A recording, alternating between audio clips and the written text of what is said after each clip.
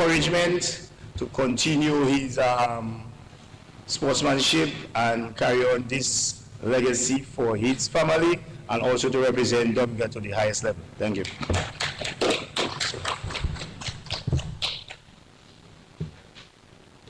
I myself would like to congratulate our athletes. To be remiss of me as a former national athlete not to really put my congratulatory remarks on record.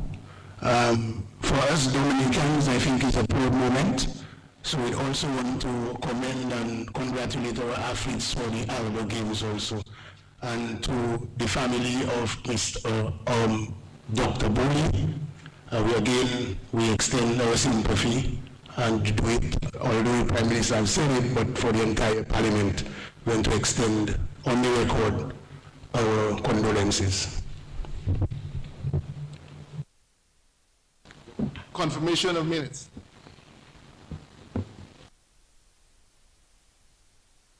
Mr. Speaker, I beg to move that the minutes of the meeting Tuesday 7th and Wednesday 8th February 2023 be confirmed as circulated.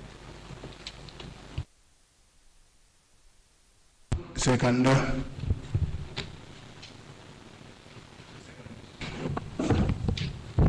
It has been moved and seconded that the minutes of the meeting of Tuesday 7th and Wednesday 8th February 2023 be adopted as circulated.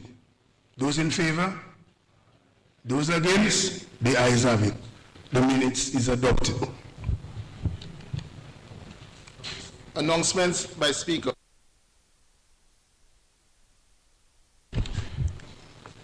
I received two correspondence one from Honorable Greta Roberts, who has asked leave permission to be absent, so permission is granted. She's on official government duty. And also I received one from Honorable Lockhart Hippolyte. Also she's on official business, so permission is granted.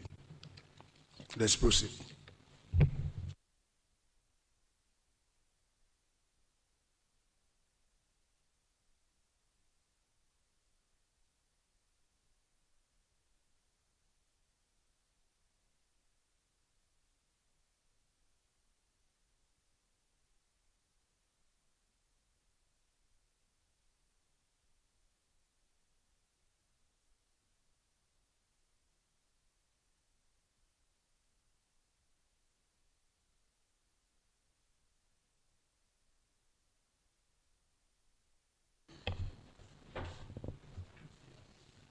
Mr. Speaker, I beg to give notice that at a later stage of the proceedings, I will be taking all three stages of the bills shortly entitled Status of Children Act 2023, Maintenance of Children Act 2023, and Children Care and Adoption Act 2023, standing in the name of the Honorable Minister of Health and Social Services on the order paper.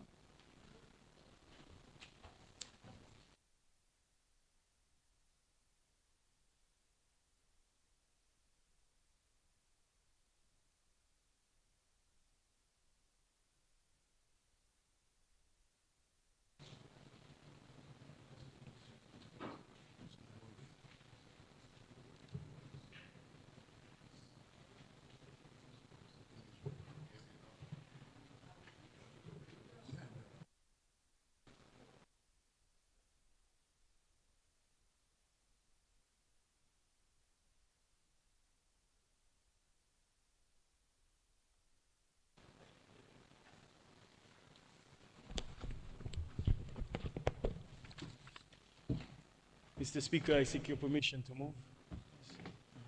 Granted. Mr. Speaker, I beg to give notice that at a later stage of the proceedings, I will be taking all three stages of the bills shortly entitled Maintenance Act 2023 and Domestic Violence Act, standing in the name under other people.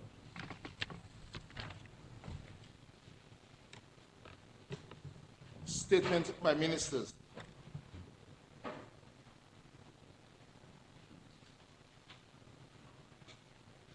Introduction of bill.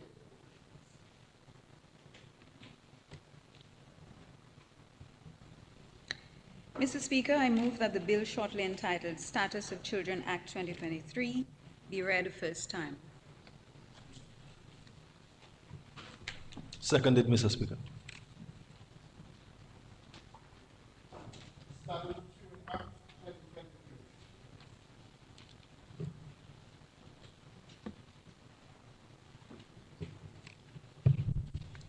The bill has been read the first time. Mr. Speaker, I move that the bill shortly entitled Maintenance of Children Act 2023 be read a first time.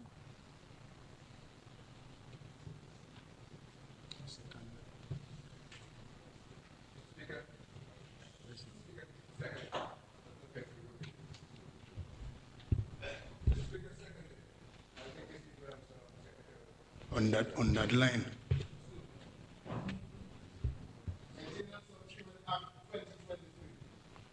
The bill has been read a first time. Mr. Speaker, I move that the bill shortly entitled Children, Care and Adoption Act 2023 be read a first time. Seconded, Mr. Speaker.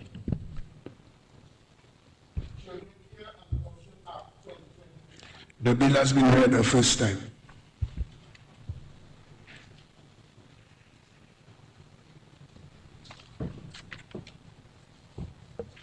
Mr. Speaker, I move that the bill shortly entitled Maintenance Act 2023 be read a first time.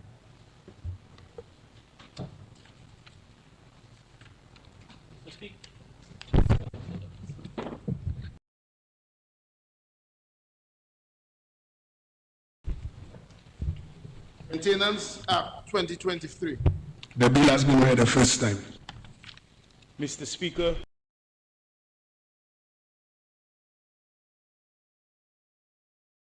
be read a first time.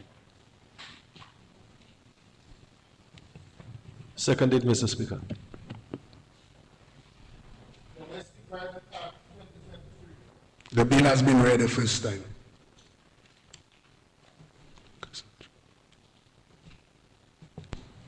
I move the second reading of the bill shortly entitled Status of Children Act 2023. Seconded, Mr. Speaker.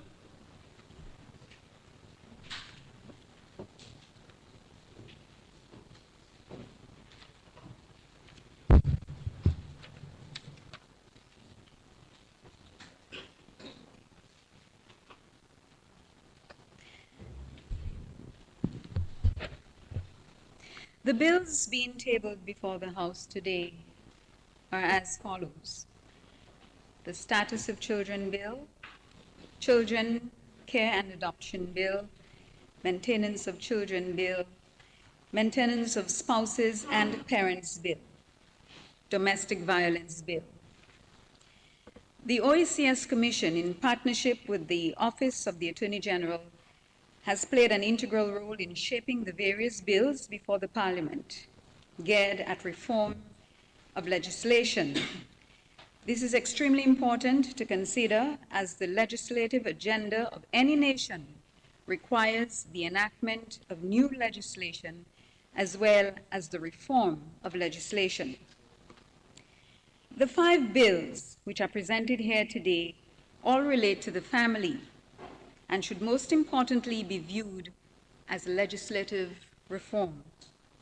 Fundamentally, the bills are meant to uphold human rights as enshrined in the Constitution and compliance to Dominica's obligations, having ratified United Nations conventions like the Convention on the Rights of the Child and other United Nations treaties, which generally emphasize human rights and fundamental freedoms. It is important to note that there are critical benefits for Dominica in the reform of our family laws, to include 1, increase the capacity of our judicial and legal system in addressing issues surrounding women, children, and the family as a whole, thereby enhancing the administration of law and quality of justice. For example, the various provisions of the bill clearly gives guidance to the court in making relevant orders. Number two, to strengthen institutional capacity by creating a climate that would facilitate greater access to justice by resolving matters related to the family and particularly children in a more holistic manner. And we're talking here about the restructuring of the welfare division and the establishment of a special unit within the police force to handle matters. The journey that has brought us to this stage started over 10 years ago with the introduction of the OECS Family Law and Domestic Violence Reform Initiative, with the expressed purpose of harmonizing certain existing laws and reforming the justice system to deal with family and domestic violence issues. Such an initiative resulted in the drafting of the 4 of 5 mentioned bills by the OECS Legal Reform Unit, whilst the Maintenance of Spouses and Parents Bill was drafted by the Office of the Attorney General. I wish for the benefit of the House to make it clear that before us are harmonized bills, which when enacted would coexist with legislation in the other OECS states, some of which have already met approval in those jurisdictions. This means, for example, Antigua would have among its statutes a Children Care and Adoption Act, which likely minor changes with what we are about to enact. This has certain benefits as a Dominican child residing or visiting Antigua who encounters difficult circumstances which require the intervention of the court would have the same guarantees in law as in the case of a child here in Dominica. Before the drafting of the bills, consultations were held in the respective states, including Dominica, in order to gather stakeholder views on the reform of family laws, which in most instances are outdated. Stakeholders included members of the judiciary, law enforcement, social workers, children, and individuals from civil society. The drafting of the bills subsequently ensued and were presented to the respective OECS states, including Dominica, for consideration. Even then, further consultation and public education on the draft bills were held here in Dominica in order to seek opinions on those drafts to ensure that a cross-section of citizens are familiar with their provisions and make recommendations for possible changes. Among those engaged were persons who would be involved in the enforcement of the laws, like the police, employees of the Social Welfare Division, members of the judiciary, and generally other individuals in society. The government of Dominica has devoted significant time and attention to the development of the family model bills, which includes the Status of Children Bill. The purpose of the Status of Children Bill is clearly articulated in its long title, that is, to provide for the equal status of children and to remove all discriminatory provisions in the laws relating to a child born out of wedlock. Mr. Speaker, clauses 1 to 3 of the bill provide the preliminary and interpretation provisions. By virtue of clause 3, the bill applies to a child whether or not the child was born in Dominica, was born before the commencement of the act, or the parents of the child have ever been domiciled in Dominica. Part 1, Status of Children, clauses 4 to 8 of the bill provides for the determination of the relationship between a child and his or her parents. Clause 4.1 provides that all distinctions that exist as a result of the marital status of the parents of a child shall be abolished. Mr. Speaker, it is instructive to know that when the bill becomes law, Dominica would for the first time have a Status of Children Act to provide for the equal status of children and to remove all discriminatory provisions in the laws relating to a child born out of wedlock. Fathers are to be given equal rights upon establishment of paternity and therefore parental obligations in respect of the child. Importantly, Mr. Speaker, the idea of a legitimate and illegitimate, lawful or unlawful child or children referred to as a bastard will not be recognized in the law.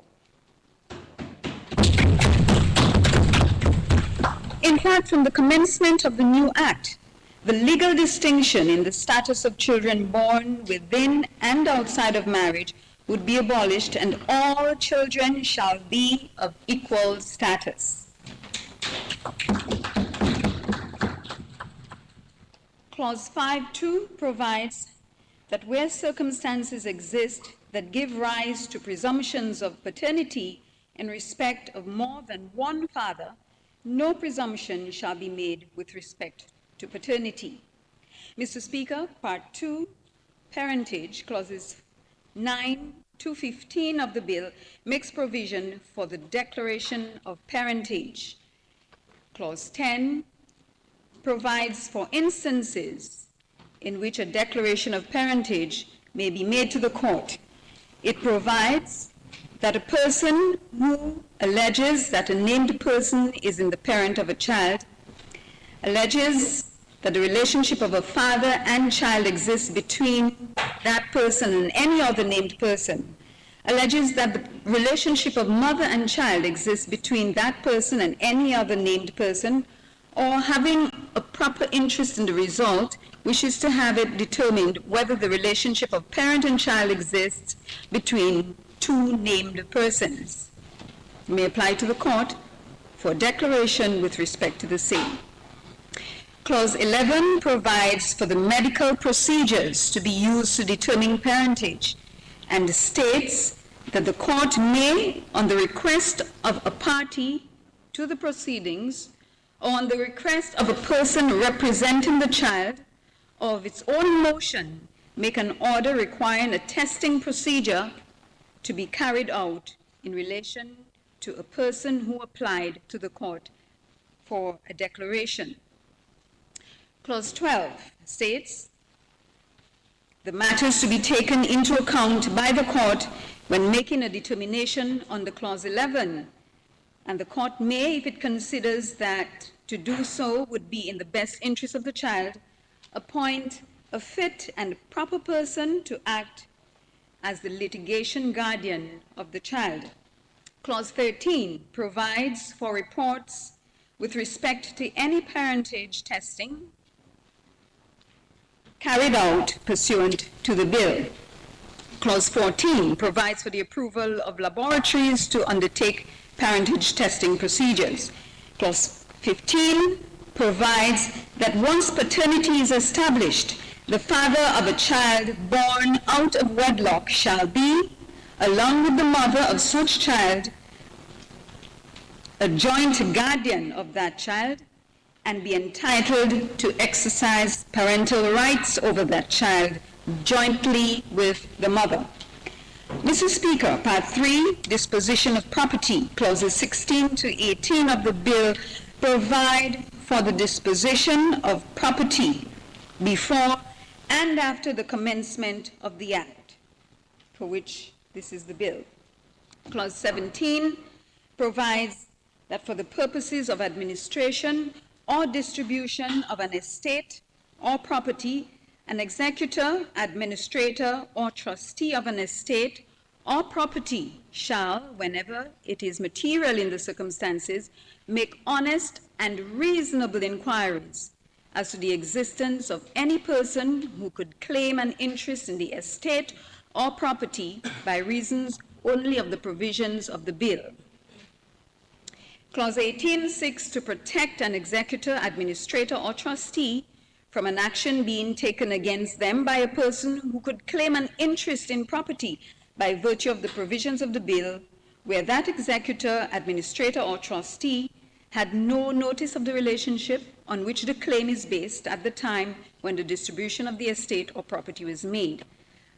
Part 4, miscellaneous, clauses 19 to 23, contain general provisions relating to hearings, existing rights, regulation, and repeal. Clause 19 provides for the conduct of hearings.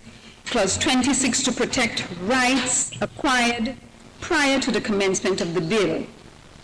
Clause 21 gives the minister responsible for the administration of the bill the power to make regulations. Clause 23 provides for the interpretation of the existing law in giving effect to the bill.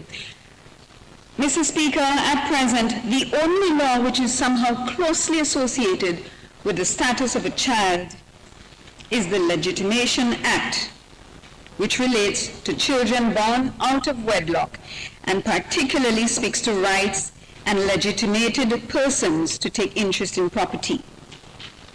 It also addresses entitlement of an illegitimate child and the mother of an illegitimate child to succession in real or personal property in cases of intestacy of the other. This existing act in no way fully addresses matters related to the legal status of children. Mr. Speaker, the Status of Children Bill, therefore, seeks to address the existing deficiencies and gaps in the present act. The Status of Children Bill seeks to regularize and legitimize the status of children in Dominica as relates to determination of relationship, presumptions of paternity, determination of paternity upon void of marriage, and presumptions where a child is born as a result of artificial conception procedures. Mr. Speaker, this bill is affiliated to 2 United Nations conventions to which Dominica is a signatory. Here reference is made to the Convention on the Rights of the Child and the Convention on the Elimination of All Forms of Discrimination against Women. Enacting this new law is therefore a strong demonstration of Dominica's commitment and compliance to those conventions. In fact, the CRC in Article 2.1 states that states parties shall respect and ensure the rights set forth in the present convention to each child within their jurisdiction, without discrimination of any kind, irrespective of the child's or his or her parents' or legal guardian's race, color, sex, language, religion, political or other opinion, national, ethnic or social origin, property, disability, birth, or other status. The convention therefore assumes no discrimination between a child born in or out of wedlock, and there is no discrimination between the rights of parents in relation to such a child. It further supports the view that a child should have the right of contact with both parents, regardless of whether or not they are married, or whether they are living together or apart. The objective of this piece of legislation, Mr. Speaker, is through the various provisions of the new law, better to protect many children who are usually born out of wedlock. It therefore seeks to address the matter of determination of a relationship between a child and his or her parents, presumptions of paternity, recognition of paternity for purposes of succession, declaration of parentage, and parentage testing procedures, which addresses DNA testing. Discussion has intensified in regards to certain policies associated with this and the other bills. One example is in relation to DNA testing and official recognition of laboratories for DNA testing as directed under the bill. Mr. Speaker, this is but a mere summary of this important measure. The Status of Children Act would place our children in a more favorable position in the eyes of the law. Based on the proposals contained within, a legitimized child becomes the legal offspring of a father and the natural mother for all purposes, including inheritance, and importantly, obligation for child support and providing for the child in other respects. We can all agree that legitimization and paternity are extremely sensitive and important issues for all families. This new law will hopefully provide families with peace of mind and give children a sense of security which will augur well for their futures, their claim to their family name and family fortune, and importantly, for their status within our society. I am proud to be part of a government which has taken the progressive step towards the creation of a more structured legislative system to protect the rights of our children. As the Minister with responsibility for senior security, children at risk, gender affairs, and differently abled, I feel a special sense of pride that these measures have been formulated and are now before the House for approval. With these words, Mr. Speaker, I commend the bill to the Honorable House.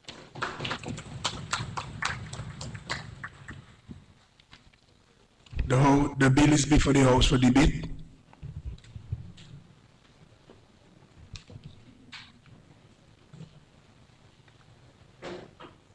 Do you recognize me? Yes, I recognize you, Honorable Prime Minister. Mr. Yeah, you may Speaker, proceed.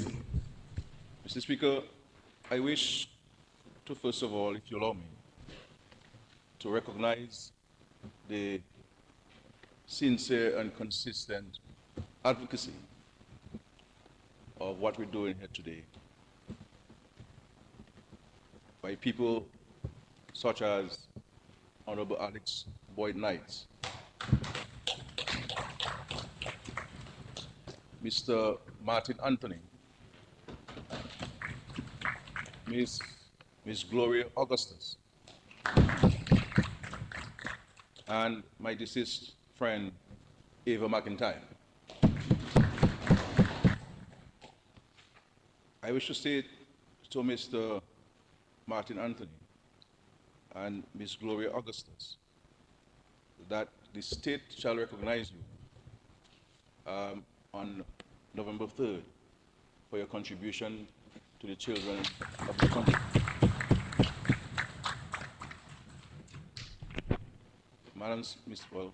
Miss Honorable Alex Boyd Knight has been a champion inside and outside of the court for the rights of children and women across the board.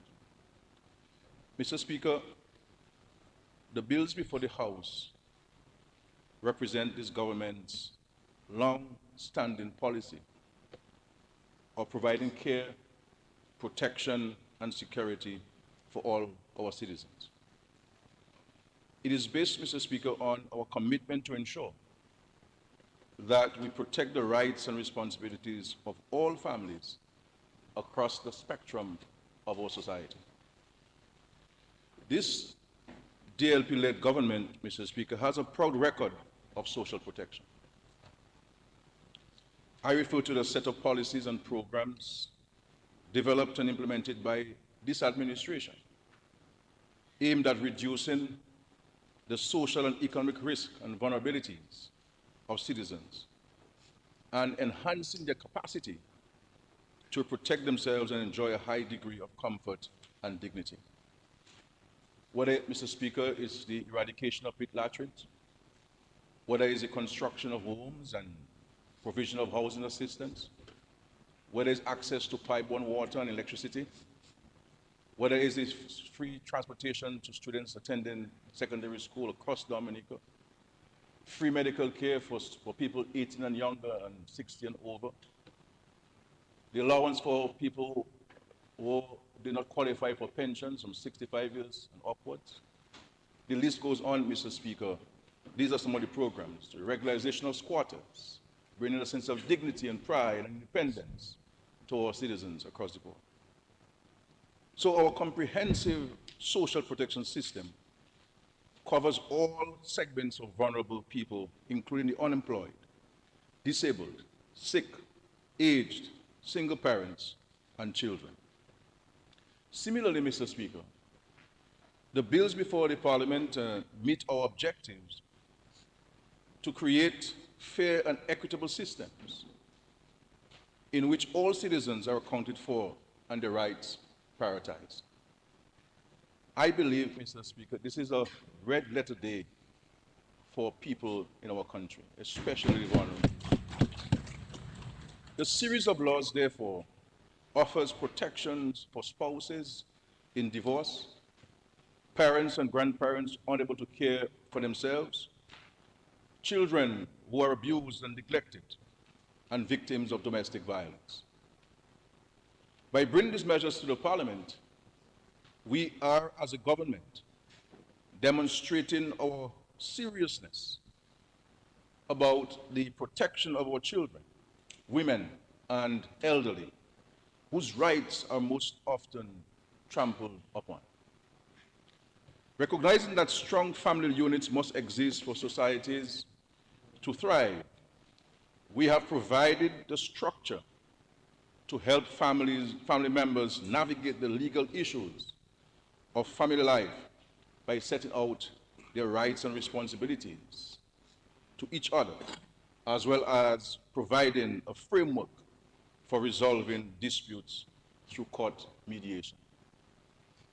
Importantly, Mr. Speaker, the legislation we are proposing provides guidance on the provision of care and security for all our children so that they are assured more hopeful futures. In respect to the status of children bill that is now before us, and I want to commend the Minister for her presentation. The Status of Children Act in the Commonwealth of Dominica aims to establish equal rights for all children, regardless of their parents or the parents' marital status. In simple terms, the law is concerned with the rights of children to take interest in property and addresses the entitlements of a child born outside of a marriage. It legitimizes children, Mr. Speaker, ensuring that the issue of paternity is not held over their heads as a disqualifying factor in matters of succession. In essence, the law eliminates the disheartening and often cruel discrimination that many of us have had to contend with due to the cultural and societal norms of our small Caribbean societies. Many of us are familiar with the discrimination I speak of, Mr. Speaker, which has for generations followed children in Dominica, whom we like to refer to as outside children.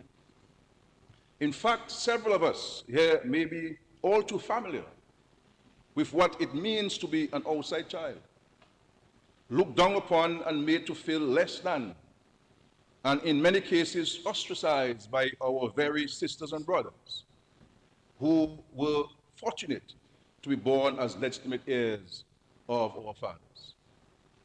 These situations form the genesis of this bill. This is the genesis of the bill, and we're seeking to correct a historical and generational wrong in our society, Mr. Speaker. And from today, this will come to an end in the Commonwealth of Dominica. The proposed bill insists that under our laws, our children should be equal and able to economic benefits of equal status. The bill is forward-thinking, and I dare say, Mr. Speaker, groundbreaking. In its intent, it will overturn long-standing prejudices in our society, which have often crippled our citizens' ability to claim their rightful places within families and communities. I must note that a very key aspect of the bill's forward-thinking approach is its consideration of children born through artificial conception procedures, as is dealt with, I believe, in Clause 8 of the bill. As modern reproductive technologies advance, our laws must evolve to accommodate these changes and ensure that all children, regardless of their circumstances, of their conception, are treated fairly and have equal rights and protections under the laws of the Commonwealth of Dominica. I believe, therefore, that the Status of Children Act is a progressive and necessary piece of legislation which will address the needs of children in parentage disputes while promoting transparency and fairness in the legal process. As a government, Mr. Speaker, we have a duty. And as a nation, we have an obligation. And we embrace that responsibility as a government to consider the well-being and rights of our children in all aspects of our decision making. And Mr. Speaker, as I've said publicly, this is an aspect of when we speak about the national reset, ensuring that the society becomes a more caring society, that each of us in the society takes on our responsibilities in accordance with the Constitution and the laws of the country, and that we truly display what it means to be our neighbor's keeper. The bill empowers us, Mr. Speaker, to address the issue of discrimination against children. And may our God be pleased with our efforts. Thank you.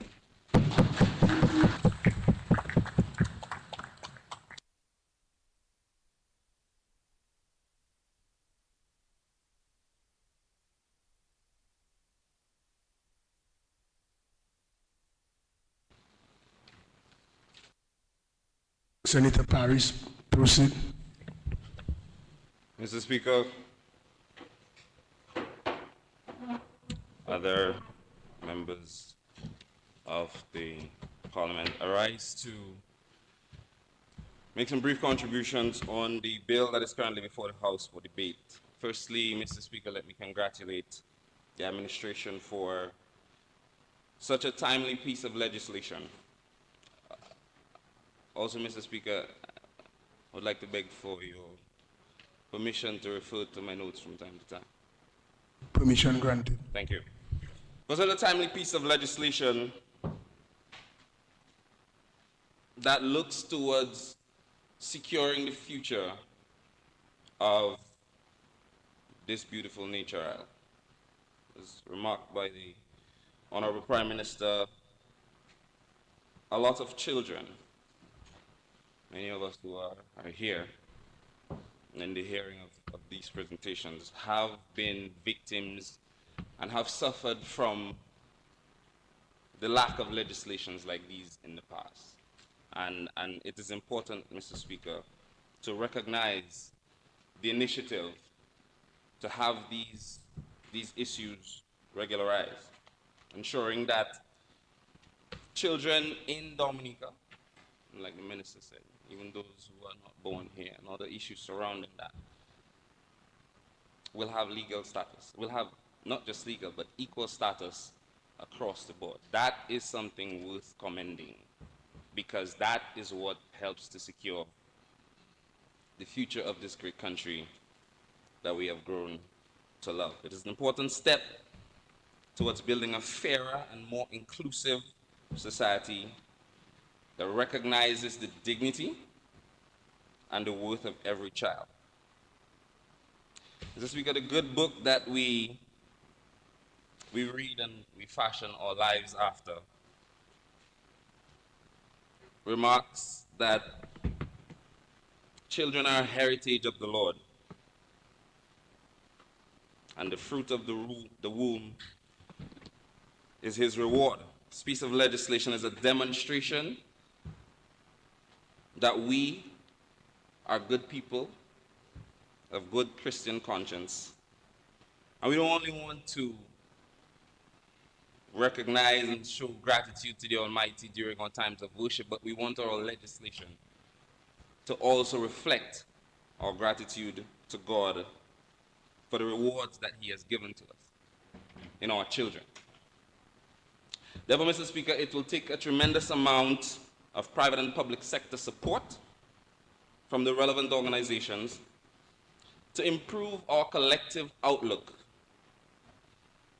on these issues, as opposed to simply depending on legislation to tell us how we should treat our children, or that every child should be treated equally.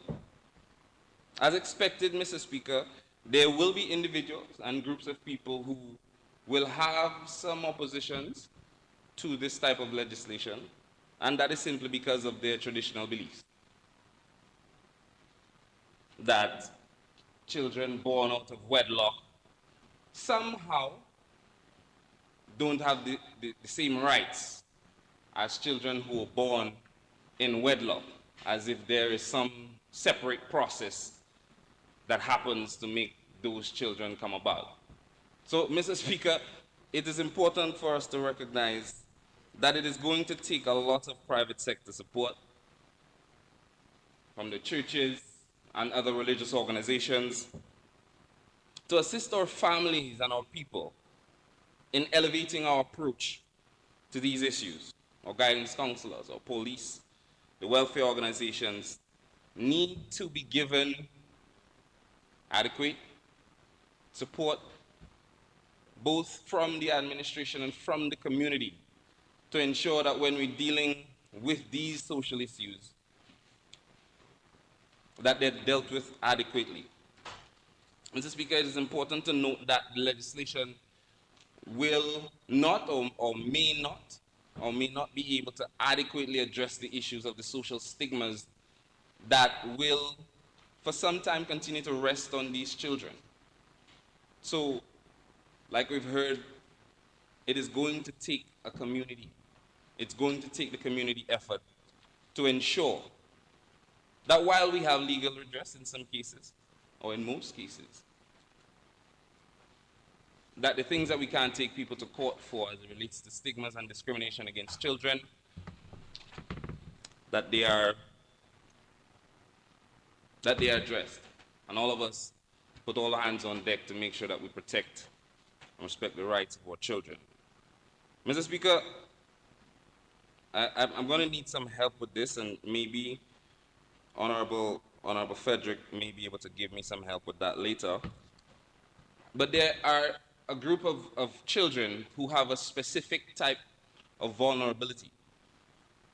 And while the bill speaks to discrimination against all children, our Kalinago children have a different and a unique type of vulnerability that I'm not sure the bill adequately addresses. But then again, I may need some help with that, and I'm open to learning. But they, a group of people who have different ethnic background and a different social status and vulnerability, they too are going to need a special type of protection. These children, over the years, who have grown up to be significant contributors to our environment, against the odds that they have had to endure, continue to thrive in our nation and contribute. And I think we owe it to them to make special recognition for the vulnerabilities that we know that they have. Mr. Speaker, it is very heartwarming to see this type of legislation and to know that we have good conscience, people of good Christian conscience, are moving away from discriminatory practices that we may have been aligned with in the past, or that may have been ascribed to us, or maybe accused of. It is very good that this bill is now demonstrating that we are moving away from that type of behavior. It demonstrates that we as leaders in the island of Dominica are prepared the same way as we're asking men and women, people of this country, to recognize every one of their children connected with them, to recognize them equally. That we ourselves are prepared to recognize all of Dominica's children just as equally. Without prejudice, without bias, without discrimination, demonstrating that we are prepared to uphold the spirit of this legislation. So, Mr. Speaker, no longer will any of Dominica's children be able to see that they weren't able to access government-assisted programs, whether scholarships or funding for small business or anything of the matter. Point of clarification or objection. Relevance to the bill. So you stand on a point of order in terms of relevance.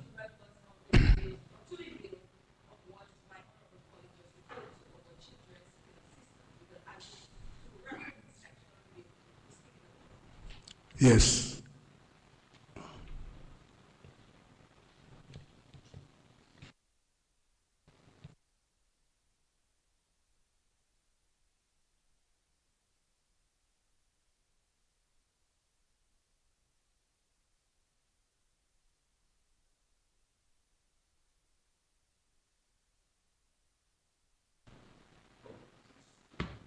Yes, Senator. The Honorable Minister was asking in terms of the relevance. I was concerned about it, but I gave you a chance. So just go back on track and focus on the bill. The relevance of this part of the debate, Mr. Speaker, is to demonstrate that all Dominica's children are equal. The same way that children born in and out of wedlock are now equal and are legally entitled to access to the resources of their parents. Yeah? Yes, we recognize that, but in regards to the bill, so focus on the So, bill. Mr. Speaker, we're only demonstrating that we as leaders, because leadership is everything, right? And if we as leaders can demonstrate that we value all of Dominica's children the same, it sends a demonstration to parents, men and women, that they should continue to value all of their children the same, right? Can I proceed, Mr. Speaker? You can proceed, but focus, stick on the bill. Thank you. Thank you, Mr. Speaker. Thank you for your intervention, Mr. Speaker. No longer, Mr. Speaker, will parents of Dominica be able to complain and talk about equal opportunity and being discriminated against and victimized. Because, Mr. Speaker, understanding that the livelihoods of parents in Dominica and their right to equal access affects their ability to recognize each of their children equally. I think, and what I am saying, Honorable Member, is that this bill addresses that. The fact that we have brought it here, it says that we recognize that we are leading from the front and establishing that these things today will end, Mr. Speaker, and no longer will people be able to use that as weapons to not take care of their children. Because now everybody will have equal access. And every parent who are guardians of Dominica's children will be held responsible, because now nobody has any illegitimate children.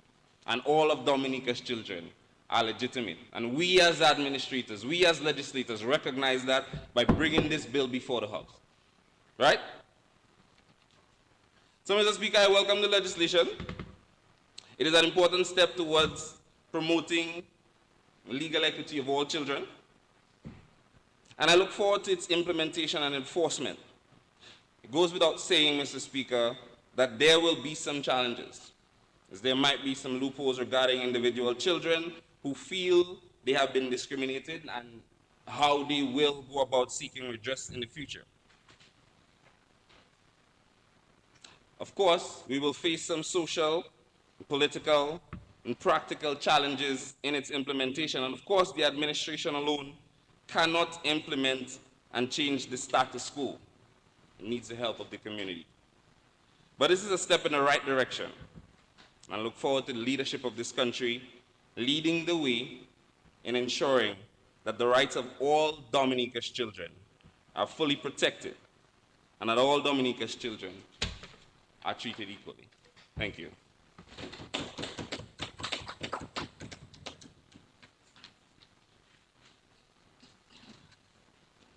Mr. Speaker, I stand to support the bill on an act to provide for the equal status of children, to remove all discriminatory provisions in the law relating to a child born out of wedlock, and to provide for matters related. This is what we are speaking about.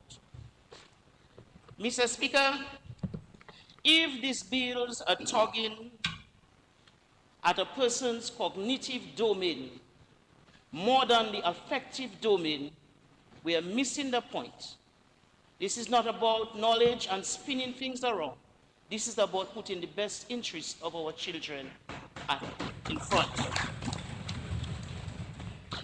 Allow me to use this opportunity to commend the government on the many social net programs which are in place to benefit our children, whether they are born within marriage or out of marriage.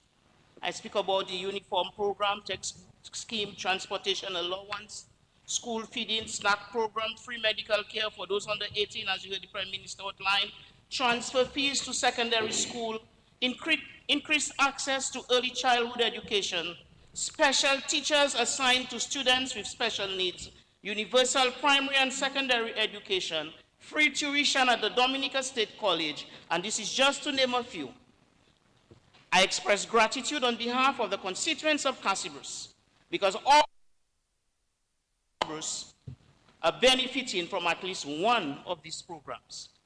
Mr. Speaker, if I ask a group of people this question, are children born outside of marriage, usually referred to as children outside of wedlock, the same as children born in wedlock, as it relates to their needs, their welfare, their age level characteristics? The answer would be, of course they are.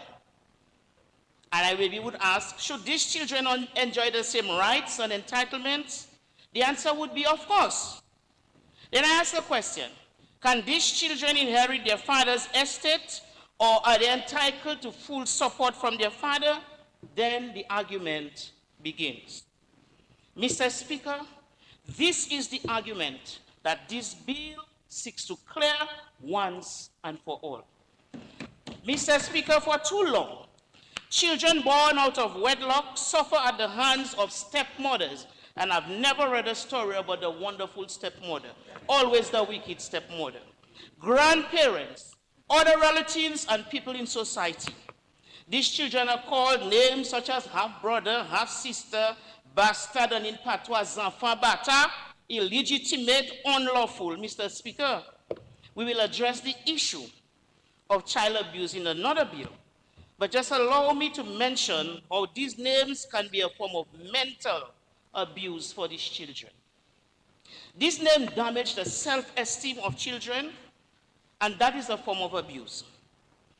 And we know how children with low self-esteem fight to succeed, and in most cases, they never reach their full potential. They exhibit attention-seeking behavior that many people label as misbehavior or bad manners, when all it is a cry for acceptance. Yes, we knowingly or unknowingly punish children born out of marriage for something that they had no control over. Mr. Speaker, children do not choose the circumstances under which they are born, and this bill gives very clear dispensation as it spells out that a child should not be discriminated against for the mere fact that he or she is born outside of the marriage. Therefore, as a state, we have the responsibility to ensure that these children are taken care of. This bill seeks to provide for the equal status of children and to remove all those names. Because, Mr. Speaker, so often people left out children born out of marriages from benefiting from their father's estate. What this act does is that it abolishes the legal distinction. It abolishes the legal distinction in the status of children born within and outside of marriage. When this act is passed, Mr. Speaker, all children will be children. And so, I here talk about what resources we have. I'm sure if we just pay attention for today, and maybe how far this debate will take us. We will hear some of the provisions that are already in place to ensure that the implementation will go well. The bill seeks to give children born out of wedlock the right to contest their parents' will, receive private life insurance or social security benefits, just like their siblings born within wedlock. Some people may have other thoughts, and they might have other sentiments, but it's really not about you. It's about the child, the best interest of the child. Children, regardless of whether they are born within a marriage or outside a marriage, they have welfare. They should have their welfare adequately provided for. The challenge is here to establish if the man is the father of this child. Because we already know, I was going to say in most cases, but I think in all cases, or in most cases, we already know the woman is the mother. So we want to establish the father. So this is what this bill addresses by providing various methods by which this can be done. Allowance is made for DNA, which can be done if the father is alive or if the father is dead. We can use samples from siblings. The bill explains who is considered as the father of a child, because this is where the issue really lies. And so we already know if you register the child at birth, you are counted as father, but there are other cases that we will determine if this person is father. So the Act spells out all of that.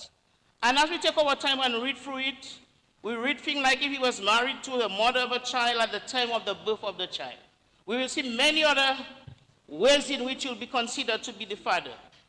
If you sign on consent forms for health services, you sign on consent form for school as father, you sign on report cards, you sign on these records, you have placed yourself in the father position of this child.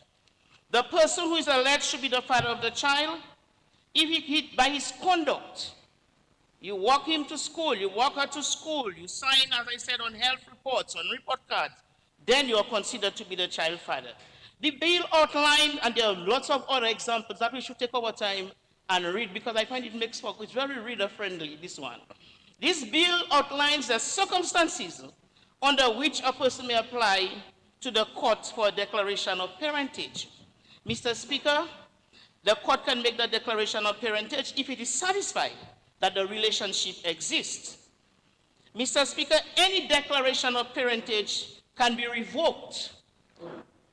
So it can be revoked if the court finds new facts or circumstances after the declaration is made. This Act provides guidelines. Mr. Speaker, we're not going to take too long speaking this morning, because everybody excited about that. Everybody's going to have something to say about that. Everybody, one way or the other, was affected by that. Some of us are wishing that was happening 40 years ago, because Mr. Speaker, man, would come out proper. The bill sets out procedure for testing, if you need DNA testing.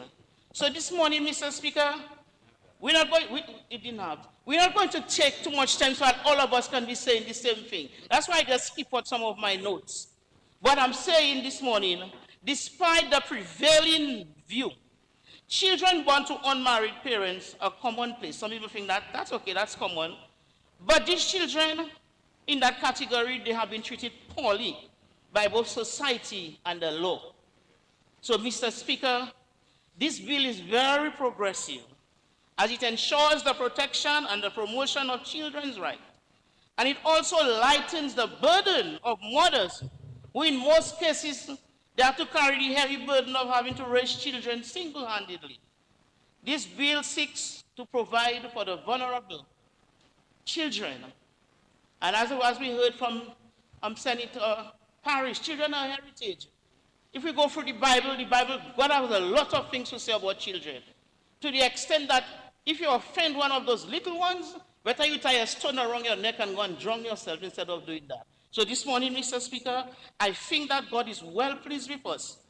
God is well pleased with this administration and what we are doing here today. And I fully support this bill.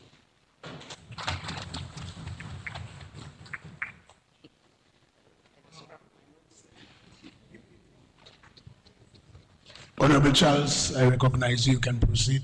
Mr. Speaker, please permit me to refer to my notes. Yes, permission granted. Mr. Speaker, I stand this morning proud and happy to support the Status of Children Act 2023, a bill designed to establish a progressive and visionary framework to tackle the critical issues in our society of child welfare, parentage, and inheritance rights. And Mr. Speaker, why I'm really happy this morning, because I remember growing up in my community where I witnessed cases of children being stigmatized, teased. You don't have a father. Your father doesn't want you. And being powerless and feeling hurt for a respective peer because you could do nothing about it, Mr. Speaker. Mr. Speaker, I witnessed children being treated differently by even teachers in the classroom, considering those children less than other children, Mr. Speaker. I remember a clear example of two families who live next to each other, fathered by the same man. One was his children in wedlock, and the other, the children were not registered by him, Mr. Speaker. And I remember the difficulties these children endured, Mr. Speaker, and the challenges they had because the mother at the time did not have sufficient income, which we'll deal with in another bill, to support or provide for her children, Mr. Speaker. And Mr. Speaker, what was more hurtful in some of those cases, even if the father is responsible or it is known that the father had a relationship with the mother, and maybe the father of all, let's say 3 or 5 children, sometimes in some cases, the father would take responsibility for only one child, Mr. Speaker. And you know what used to be most heartbreaking? At times, some of those children would be a carbon copy of the father. And the father would still say, it's not my child. And then the mother who is suffering now will verbally abuse that child because the child the child looking too much like the father. So as a child, some children endured serious hardship, emotional and verbal abuse because of that, Mr. Speaker. And Mr. Speaker, that is why I'm proud today that when I was younger, I did not have the power, but because I'm a part of a visionary, progressive administration, today we have brought this bill to Parliament to address those situations, Mr. Speaker. And Mr. Speaker, here am I talking about fathers who did not claim their children, but you also have the opposite, where fathers were denied their rights to father children, where men were given, I will say in society, jacket children, Mr. Speaker. And Mr. Speaker, some fathers, it would have been the only seed they planted on the earth and wanted the responsibility to care for their child. But the mother would say, oh, papa. So, Mr. Speaker, these bills, okay, the mother would say, you're not the father of the child. So even fathers were denied their rights to father their biological children, Mr. Speaker. But this act deals with that today under Section 11, Mr. Speaker. So, Mr. Speaker, and in cases where families struggle, I remember some children having to drop out after primary school, could not attend secondary school because their mother could not afford to send them to secondary school. Whereas the other family, because the children were of wedlock, they were well taken care of, well groomed, they had these opportunities to advance themselves, Mr. Speaker. But that child, some children had to drop out after primary school to go and work to help support their mother to take care of other siblings, Mr. Speaker. But Mr. Speaker, today justice is being served, Mr. Speaker. And Mr. Speaker, those children have recourse now and even have rights to claim their inheritance, their rightful inheritance, as you heard in section, I believe, is it 15 of the Act, Mr. Speaker? they can claim their rightful inheritance. Mr. Speaker, section 16 to 18, they can claim their rightful inheritance. So, Mr. Speaker, today, because of the passing of this bill, we will no longer have first class, second class, no class, or bastards in our society. We will all be children with equal rights and access to our inheritance, Mr. Speaker. And Mr. Speaker, I heard the Senator Paris try to throw a cheap shot at the government and talking about equal rights of all Dominican children. But let me educate the Senator Paris that it is the Dominican Labour Party government that ensure that every child in Dominica is not left behind and have equal access to education at all levels, from primary, secondary, universal. It is the Dominican Labour Party when Paul Marley were children because their fathers did not register them and their parents were poor and did not have a title to approach a financial institution to get a loan to go and study at a tertiary level. That ensures a graduate per household and place a facility at the aid bank of 3% so any vulnerable child can go there and access that loan to further his or her education. It is the Dominican Labour Party that today is spending $22 million regardless of where you come from, regardless of your surname, regardless of whether your parents accepted you or not. The Dominican Labour Party administration Is providing access for all children to advance themselves and achieve their dreams in Dominica. So let me tell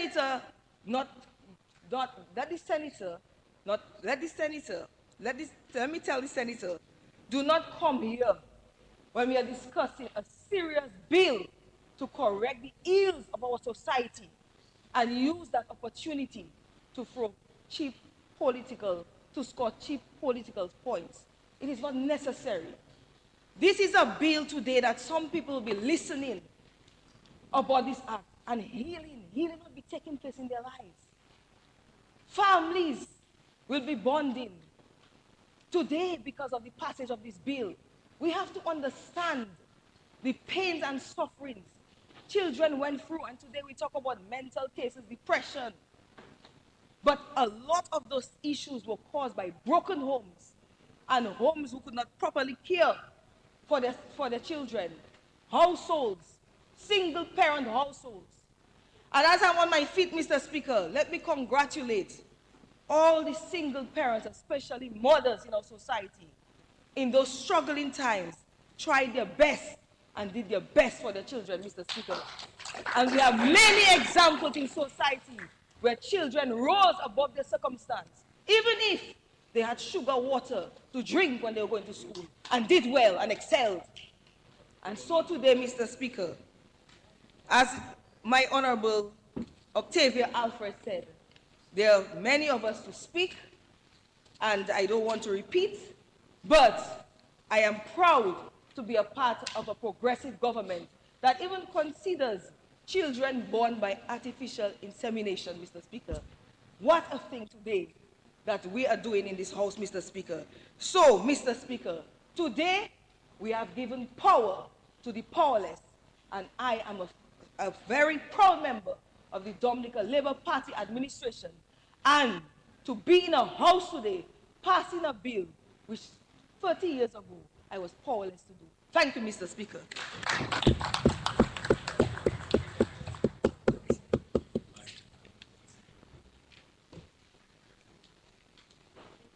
Yes, Honorable Peanut. Proceed. Mr. Speaker, I stand in support of the Status of Children's Act.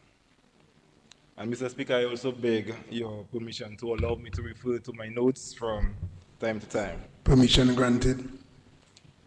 But before I proceed, Mr. Speaker, I also beg your favor by allowing me to share my condolences to the family of the late Irving Chillingford, a national hero who hailed from the beautiful village of Dublin in my constituency, Mr. Speaker. Irving lives to mourn his wife, Elizabeth Shillingford, children, grandchildren, and great-grandchildren. He also had numerous siblings, cousins, and other family, many of which still live in the Dublin village. It remains a great honor in Dublin to be associated with Irving Shillingford. His cricketing legacy is one that is held proudly and dearly in the hearts of the Dublin people. And we will forever be proud to have produced such a talented and inspiring sportsman and national hero, Mr. Speaker. Mr. Speaker, I am proud to stand to support this Status of Children's Act and thus the total removal of any legacy statutes from our old colonial bastardy laws. But Mr. Speaker, to see how far we are going, to see how far this bill takes us, sometimes we have to take a look back to see where we were. In the colonial past, being an illegitimate, or what was referred to as a bastard child, meant that you had no legal standing in society. Bastard, a term still used on the streets today in a derogatory manner, with the intent to dehumanize, to demean and humiliate another person, Mr. Speaker. The insult is meant to make someone feel less than. Whilst we may not always be able to control what is said on the streets, Mr. Speaker, with this act, however, we will now and forever remove any significance in law to referring to someone as being illegitimate or a bastard. Mr. Speaker, what did it mean to be illegitimate or a bastard child? According to the old English common law, bastard children were no one's child. This meant that they could not take or make any claim on their parents for support, nor was anyone indebted or responsible for their care and upbringing. These children often had to rely on the mercies of monasteries and later on the parishes for their upkeep. It was not until years later, centuries later, that fathers were given some responsibility to be financially responsible for the bastard children, Mr. Speaker. So imagine that in today's Dominica, a country like ours, where a majority of our children are being born outside of marriage, that means the majority of our population would not be legally entitled to financial support from their fathers and would also have no claim to their father's estate. Mr. Speaker, 81% of the children born in my constituency were born outside of marriage. It would be scary to imagine that such a large number of our beloved children in my constituency would have been fatherless and without any social standing in society, Mr. Speaker. Mr. Speaker, we note also that this bill reaches well beyond our currently young children. Many of us adults were in fact born outside of marriage and are therefore also subject to the rights and protections being offered under this bill. Under the old bastardy laws, I would not be Darren Pinard. I would not have been able to carry my father's name, Mr. Speaker. Whilst he doesn't have much to leave behind, I also would not have been able to benefit at all from any of his estate, since I was the firstborn and the only one born outside of his marriage. We can easily see that these old laws undoubtedly would have led to a failed society.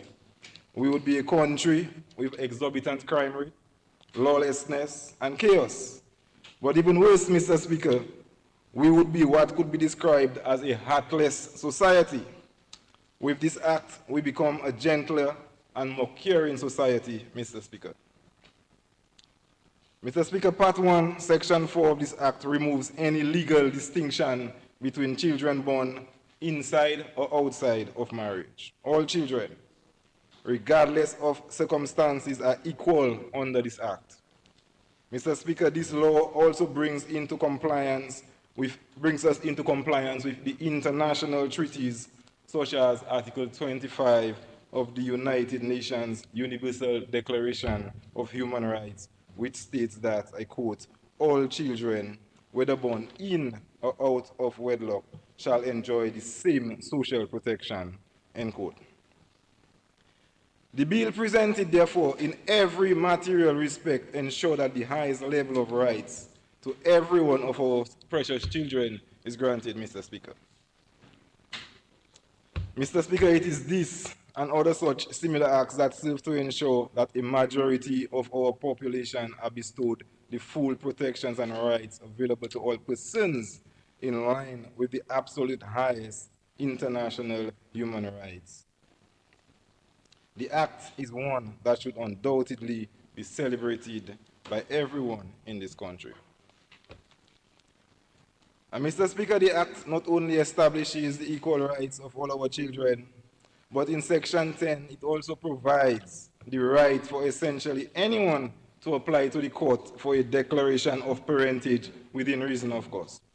A man, as outlined by Honorable Charles, a man who suspects with good reason, of course, that he may be the father of a child, can apply to the court to be so confirmed and legally recognized as the father of that child.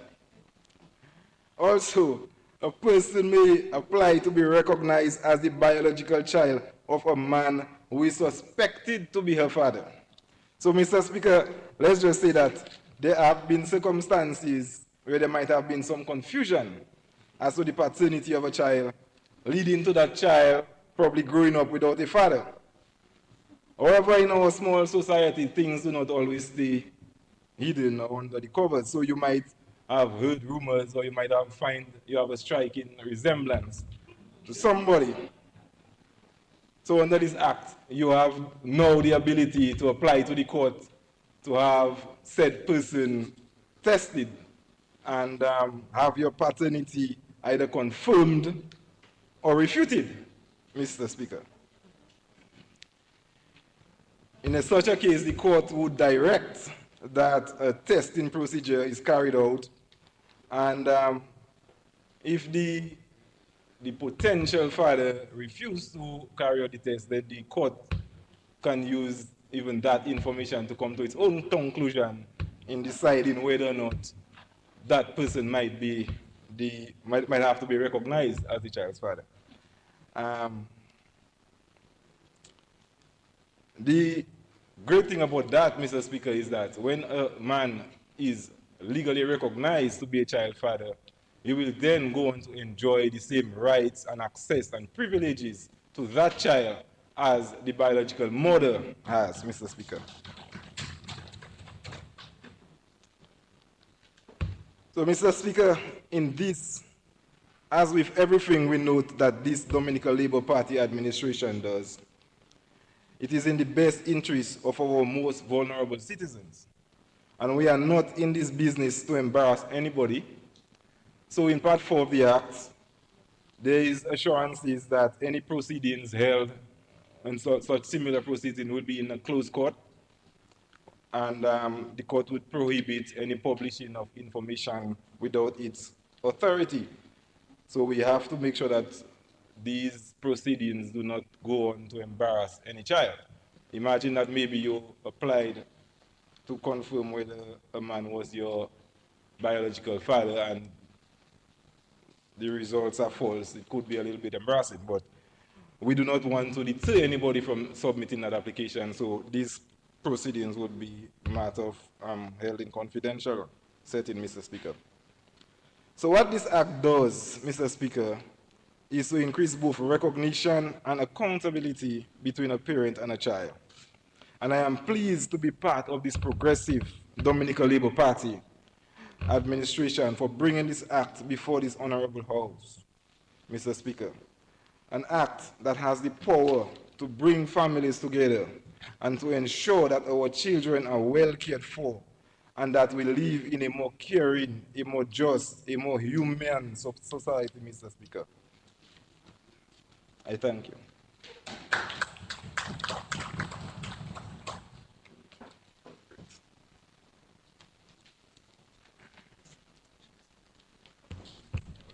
Thank you. Thank you. Yes, I recognize Honorable Frederick. Proceed. Thank you, Mr. Speaker. I stand briefly to support the bill for an act to provide equal status of children and to remove all of the discriminatory provisions in our existing laws. And I'm indeed happy that we appear to have a colleague on the other side who is willing to take on the kind of cause. But to say, by the question and the tone of the question regarding the Kainago status, it appears that there is a subtle level of discrimination in the tone of the voice. And in so doing, it kind of gets away from the meat of the matter. Because we are here speaking to rights that are international. And if we pull out the Kainago piece, or the Rasta piece, or any other piece, we may well be creating discrimination among children. So it appears that discrimination in every sense of the word is a clear separation of people based on their religion, their race, the color of their skin, etc. And so it is important that this critical piece of legislation is so important, because what it does, it creates an equal opportunity across the line. And so for many moons, yes, there have been levels of discrimination against people of indigenous heritage. But I could safely say that if you want to know more about that situation, a simple drive to the Kainago space, an interaction with some of the folks who are their children who have been able to access all of the trappings of the education program meted out by this administration that I'm very proud to be part of, you will clearly understand that children have been able to benefit across the board within the Kainago space. And more importantly, even to the fact that we are able to, per capita, muster the largest number of university graduates per capita. And so we have to be very careful. Well, I like the cause, I like the partnership and the taking of that particular cause. I would like you to be very careful, Honorable Senator Paris, because you did call me out. You did call me out. I don't like to be called out, but you did call me out. And so this piece of legislation is part of I just want to, you want a clarification, a bit of education, yes? There's what we call the UN DRIPS, which is the United Nations Declaration on the Rights of Indigenous Peoples. And what it intends to do is to create all of that. And it appears in the laws that we've been doing across the board in Dominica that we are in tandem with the UN DRIPS. And so the people who are out there speaking about the rights and the government not able to celebrate the rights of indigenous people, it appears they clearly misunderstand the laws that exist within our country. And even our constitution makes it clear that every citizen within that particular space is afforded that right. And the government of the Dominican Labour Party have for recent history in the last 20 years been able to deal with all of the trappings of discrimination. And I will tell you, though trappings of it exist, we are very mindful that in the general scheme of things, we do ensure that the people of Kainago heritage and Kainago descent do get, as we say, a piece of the pie.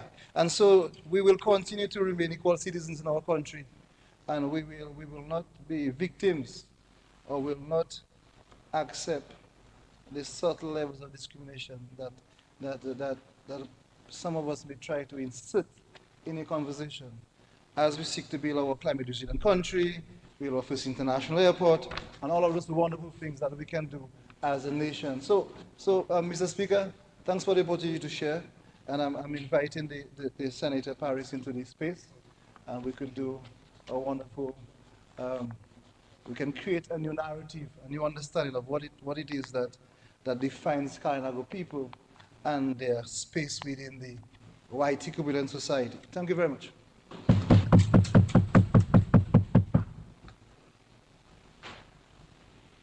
Honorable Blackmore. Okay. Thank you, Mr. Speaker. Mr. Speaker, I rise to support this very progressive bill before this honorable House this morning. And me too, as the Prime Minister did earlier on, quite rightly so, because this bill and the other bills that were presented or introduced thus far by the both honorable ministers are part of the culmination of tremendous hard work that have been done in the past to get us to the level that we're now at. And I know you referred to Mr. Martin. I can recall when we started doing the consultation for all those bills many years ago. I will also take this opportunity to commend the drafters within the Aegis Chambers, the Attorney General, and all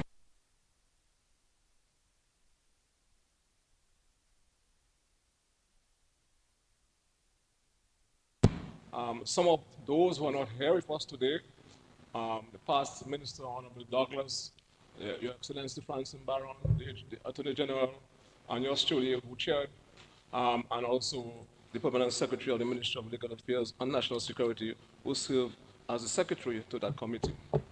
Mr. Speaker, a new day is dawn in this wonderful country. Insofar as our legislative framework is concerned and actually improving the legislative framework. And the Prime Minister quite rightly made reference to the national reset, which must not be given a one-dimensional connotation to what it actually means, therefore. But a national reset also entails breaking down, dismantling, tearing down, therefore saying, Mr. Speaker, and building new things, and replacing also, and reconstructing also, Mr. Speaker. And in retrospect, Mr. Speaker, in retrospect, this bill that we are now debating should have passed in Parliament long time ago, Mr. Speaker.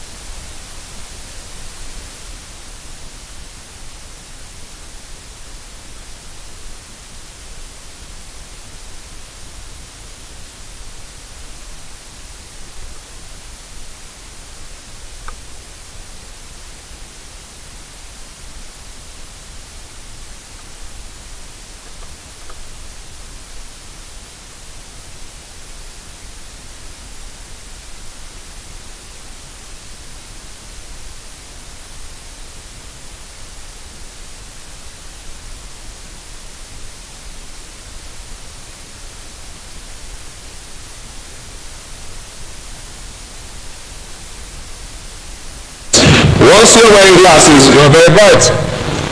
And maybe that is, yes. And I know that is really, when you become a doctor, you start wearing glasses too. Irrespective whether you have 20/20 vision or not, Mr. Speaker. Mr. Speaker, The other issue, Mr. Speaker, which is of critical importance, and if you go back to section 16 to section 18, Mr. Speaker, because Senator Parrish did not read the bill, and he stood out there, and when he realized that he was making a mistake, sorry, Mr. Speaker, a mistake, Mr. Speaker, he tried to make a comeback. But sometimes when you so far down the wicket, it's too late to come back, you'll get stamped out, Mr. Speaker.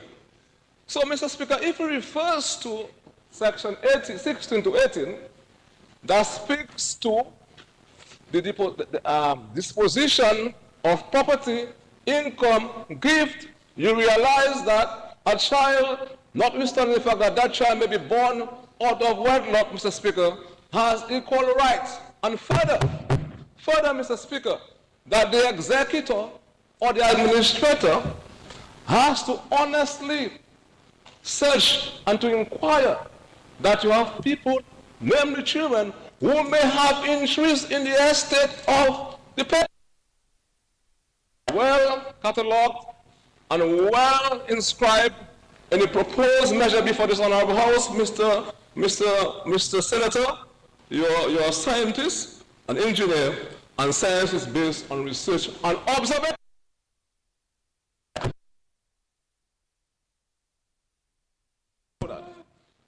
We have to observe to come to a conclusion. And Mr. Speaker, the other issue that is of critical importance, because this bill, I'm going to be very short, has far-reaching implications and ramifications. And it's important, therefore, for all of us to understand our rights as parents and our rights as children. Mr. Speaker, you have, and I really like, Mr. Speaker, the doctrine of implied repeal of this intended measure, which, Mr. Speaker, effectively repeals, Mr. Speaker, the Infant Protection Act. But of course, it served the vital orders within that piece of legislation, Mr. Speaker. And it is critical. And why I say this critical, Mr. Speaker? Because our current laws, Mr. Speaker, does not view the right of the father the same way it views the right of the mother. And what does that mean, therefore? It means, therefore, Mr. Speaker, in simply layman's terms, that the parentage authority, Mr. Speaker, resides in that of the mother alone. And it means, therefore, that the father, Mr. Speaker, can only get custody of that child if the mother relinquishes that custody to adoption, if that mother is deemed to be unfit, Mr. Speaker, etc., etc. So that is a progressive piece of legislation, Mr. Speaker, well thought of, well intended, Mr. Speaker. That is why we have to ensure, as a responsible government, that we took our time to look at all the relevant pieces of legislation and to ensure that when we come to Parliament, that law or the intended law suits our current times and is therefore responsive to our current needs going forward, Mr. Speaker. And, Mr. Speaker, there's something else I want to reference. And reference was made to that. There are times you go to court, and I can recall being a young police officer. The only officer station I worked for 3 weeks before I came to CID was in St. Joseph. We had a very, very serious lay magistrate. I shall not call his name, because the laws of the house does not permit me so to do. And whenever you had, issues where a mother took a man, and I say man because most times the women are, in fact, we mustn't hide our head under the sun. The women most times are, in fact, the victims. You have instances where men make application, but in most instances, because society is still endlessly male-ordered, Mr. Speaker. So the magistrate will ask them, the man who says, not my child.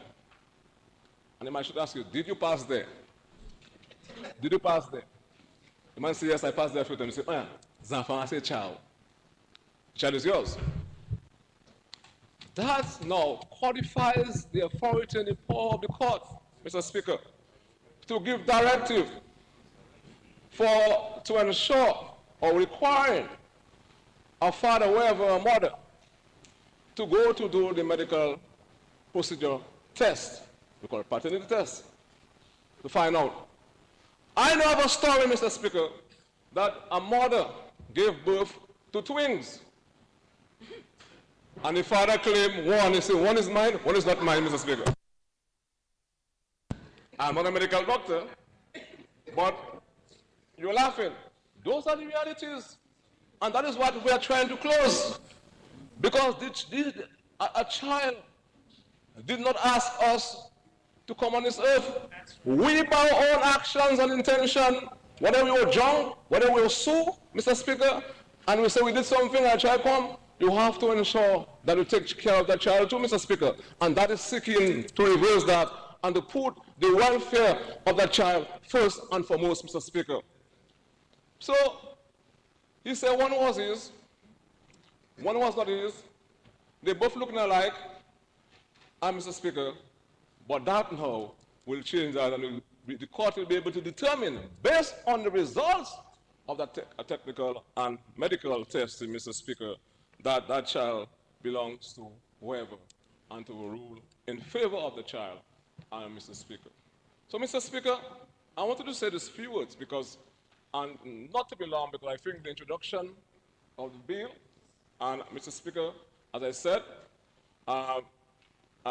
this series of bills that we have before this Honorable House must be taken seriously in this country as a manifestation by this Labour administration to continue to preserve and to uphold the welfare and well-being of our young children, the vulnerable groups, which includes sometimes, and most cases, parents also, guardians, Mr. Speaker.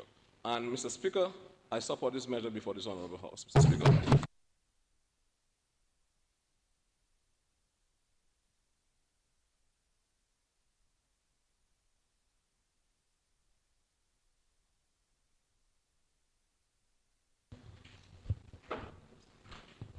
Mr. Speaker, I wish to thank immensely the members of the House who have given their full support to this bill, that is the Status of Children Bill. I must confess I expected no differently.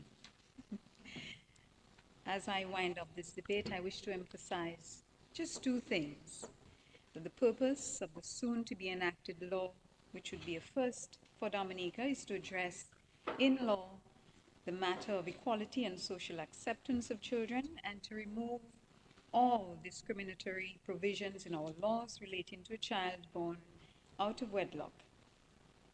We all agree that there are children born out of wedlock, but why should we discriminate against them? Two, I wish to also state that the newly anticipated Status of Children Act supports one of Dominica's obligations under the United Nations Conventions, particularly on the matter of state obligation to help ensure the registration of children and that they are cared for by their parents. Mr. Speaker, the societal impact of this bill is far-reaching and largely positive. I wish again to commend this bill for passage into law.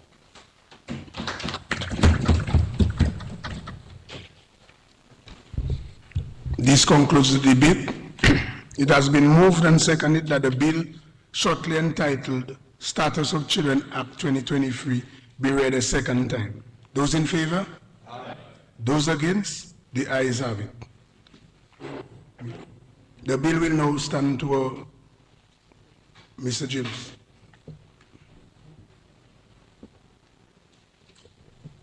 Mr. James.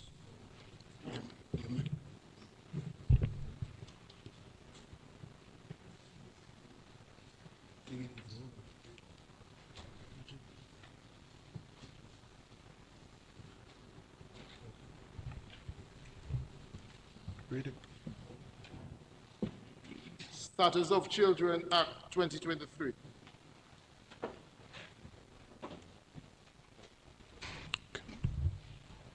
The bill now stands to a committee of the whole House to be considered clause by clause.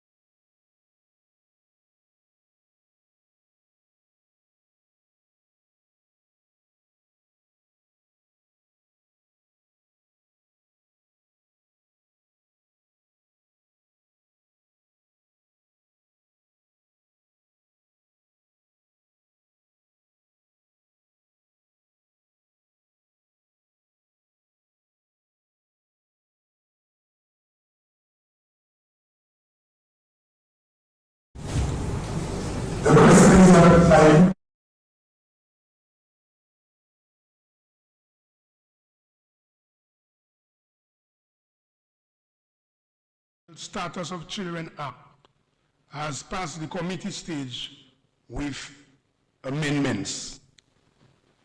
The question is that the report of the committee on the bill be adopted. Those in favor? Those against? The ayes have it.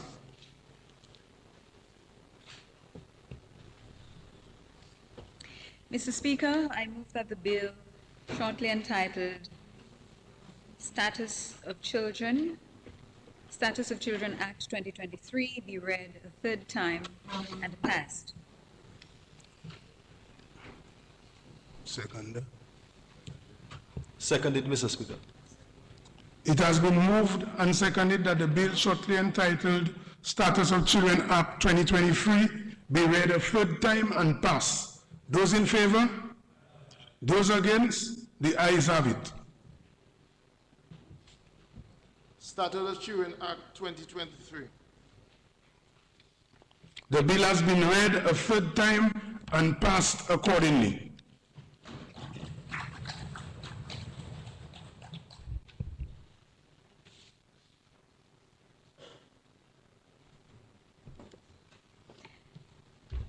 Mr. Speaker, I move the second reading of the bill shortly entitled Maintenance of Children Act 2023.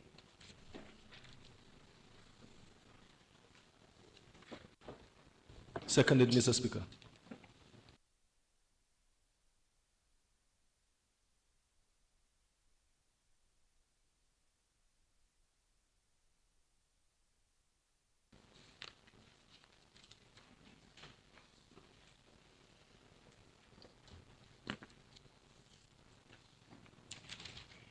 Mr. Speaker, the maintenance bill before the House is intended to provide for a law relating to the maintenance of children and to bring the law of Dominica into conformity with the United Nations Convention on the Rights of the Child. Article 7 of the Convention on the Rights of the Child, CRC, which Dominica ratified on March 13, 1991, states, "The child shall be registered immediately after birth and shall have the right from birth to a name, the right to acquire a nationality, and as far as possible, the right to know and be cared for by his or her parents." Part of being cared for is providing reasonable maintenance for the child. Mr. Speaker, the existing law in Dominica relating to maintenance of children is the Maintenance Act of 1982, which thereafter received a relatively minor amendment, one of which reflects access to a child. The maintenance of children within our Dominican and Caribbean societies has often been a contentious and a troublesome issue, and one which has generated much discussions. Many of us are all too familiar with cases in our communities where fathers and mothers in some instances have defaulted on their duty and responsibility to provide adequate care and support for their children. These cases often are subject to court proceedings, leading to resentment, which can last a lifetime. Such cases not only relate to maintenance matters, but also custody of children. We are likely to know of cases where children are caught in the middle of disputes between parents, with the result that these children are alienated from their parents with deep hatred and animosity. Mr. Speaker, our children suffer the most in these circumstances, and their well-being, their entire childhoods are sometimes compromised.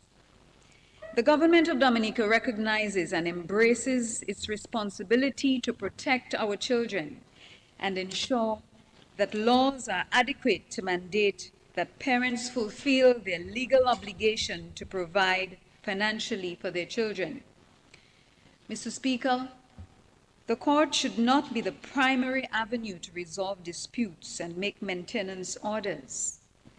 Individuals should be cognizant of their responsibilities and so fulfill these outside a court hearing. However, the court is always available for redress. The bill, which is presented in 4 parts, also seeks to reform the law relating to the maintenance of children. The preliminary and interpretation provisions are contained in clauses 1 to 2. Part 1, maintenance orders, clauses 4 to 15. Clause 4, obligation to maintain a child. The primary responsibility to maintain a child rests with both parents. The maintenance bill specifies that each parent of a child has the obligation to provide reasonably for the child's maintenance, whether or not the child is in that parent's custody, meaning, Mr. Speaker, whether they live with the parents or not. The fact that a child does not reside with the parent does not mean that the child is disqualified from receiving maintenance. In addition, Mr. Speaker, the number of children a parent has also does not eliminate the responsibility to maintain every child simply because there are too many children to receive support. However, Mr. Speaker, in deciding whether to exercise its powers under this Part 1 of the bill, the court shall have regard to all the circumstances of the case, including the income earning capacity, property, and other financial resources which each parent or any other person is obligated to.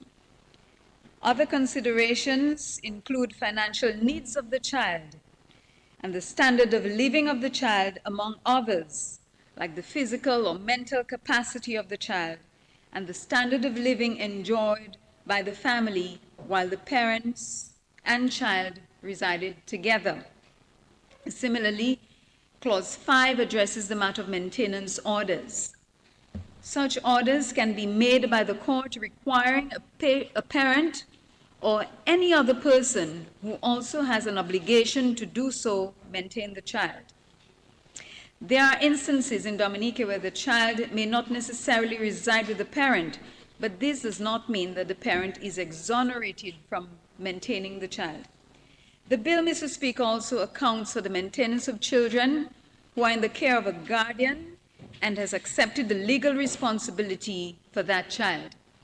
The bill makes provision for the court to consider an application by a parent, a child over 14 years on his own behalf, or by a person on behalf of a child to have the responsible parent maintain the child to which he or she has an obligation.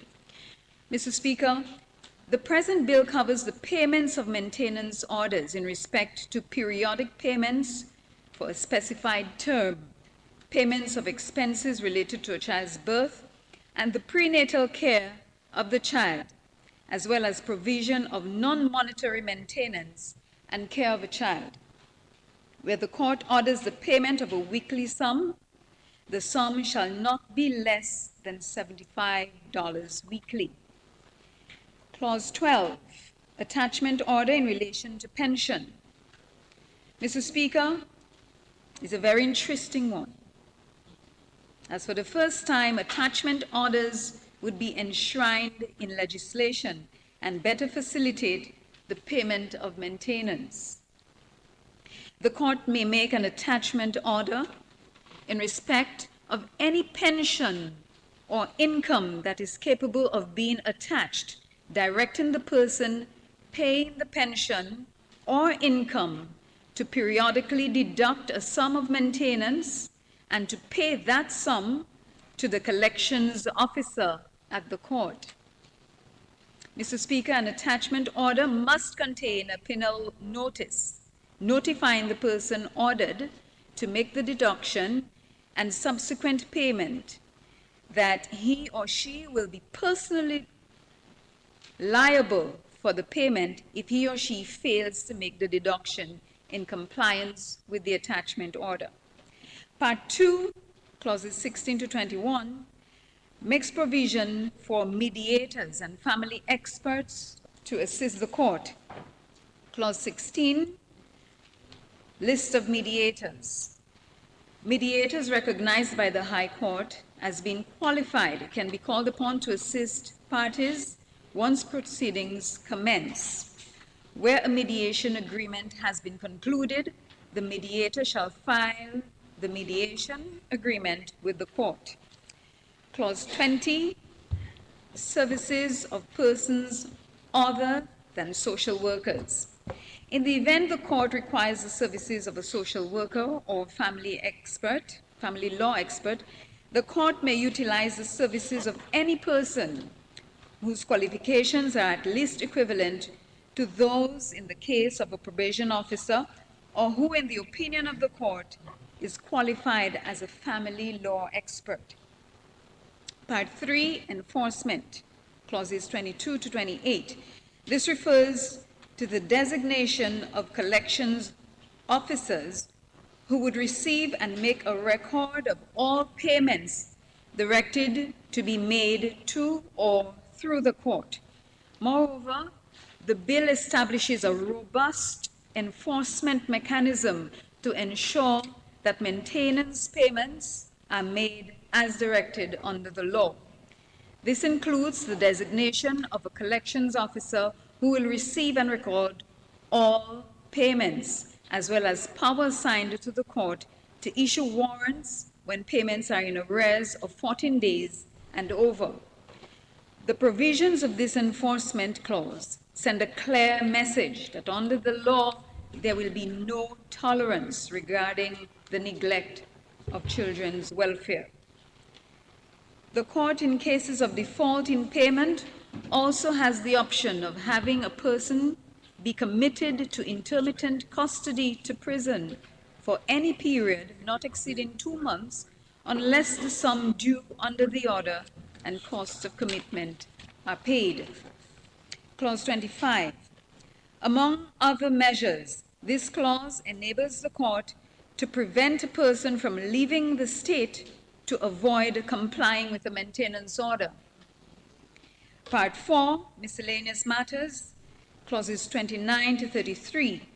An appeal shall lie in respect of an order under this Act to the Court of Appeal. Aggrieved parties could seek redress in the event of dissatisfaction with the order of the court. Mr. Speaker, when parents live up to their obligations to child maintenance, it can make a significant difference in the lives of families. The goal of child support is to divide the costs associated with raising a child or children fairly between parents. The Maintenance Act will provide a framework for this to be done in the best interest of the child and all parties. Mr. Speaker, the Maintenance Act is intended to secure the safety, security, and well-being of all children, to ensure they are not disadvantaged and that they have access to the best opportunities for quality care, shelter, education, and long-term happiness. Mr. Speaker, the Maintenance of the Children Bill is testament to our unwavering commitment to the children of the Commonwealth of Dominica. This bill will provide a brighter future for our youth and, in turn, our beloved nation. Let us unite in our efforts to ensure that no child is left behind, and together build a stronger, more prosperous Dominica. Mr. Speaker, I commend the bill to this honorable House. Thank you.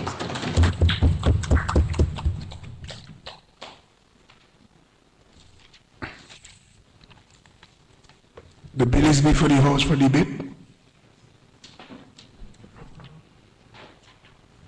Yes, Senator.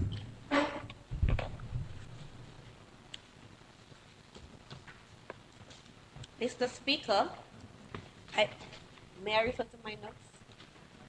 Not me, you asked for permission? Can I refer to my notes, please? Yes, permission granted. Mr. Speaker, I rise to lend my support to the Maintenance of Children Bill. As a woman, a mother, a decision maker, how could I not want to be part of a decision which would improve the lives of children of this country? What stood out for me was Part 3 of the bill, where mediators and family experts are included in the process to avoid the ugly battles in court. We are really putting the children first and safeguarding their innocence even in a broken family. Mr. Speaker, as we turn this bill into law, we must look at each situation, each decision holistically and beneficially, not in isolation. It does not stand alone. It is part of a bigger issue that we are all trying to solve. We must put into perspective to ensure that the children's lives are better as they relate to the family. The maintenance of children in this economy is not for the faint of heart. I am a mother of 2 young children, Mr. Speaker. Trust me. When I say it's not easy, it is not. Them picking nigger, they're expensive. That means the children are expensive to maintain. Picking nigger. So when I dissect the bill, and I know that in Part 2, Section 5, and I quote, where the court orders the payment of a weekly sum, the sum shall not be less than $75 weekly, I was like, eh. Mr. Speaker, 1 12-ounce similar to milk. For those who don't know, that's a type of milk for babies, $41.40. 12 ounces like this. And you do not want to know the price of diapers. How can we maintain a child with $75 a week, $10.71 a day in 2023? Take into consideration the inflated prices. Our inflation rate is 0.52%. This is just not enough to cover basic food. I said, that's what we have to imagine, Honorable Charles. We have not considered doctor visits, medication, and their other necessities. The children have to go swimming, they have football, they have basketball, they have all kinds of things. These little people are important with wants and needs, and we must, Honorable Charles, when you go to court and I bring my good lawyer and we start minimum and she stick to $75 with me, what can you do? We have to consider a father goes to court, Honorable Member. I refer to it in the bill. I know, I'm very aware. I have a proposal here, Mr. Okay, so put it in my speech. I have it here, I have my proposal here. I have it right here, Mr. Honorable Member for Bakers and Senator Blackmore and Honorable Member for Port Michelle. Yes. These little people are important with wants and needs, and we must cater to them. We must look at the weekly payments in this changing environment. We know that $75 is just not enough. So where is the rest of the money coming from? What is the state doing to assist? And what does the state plan to do to assist? I don't see it in the bill, but I have my recommendations. To whom does the responsibility lie? Mr. Speaker, we have another issue here, which we need to take into consideration and focus on as we seek to support our children in the best way possible. Are the parents ordered to make these payments gainfully employed? What are they doing? What are they into?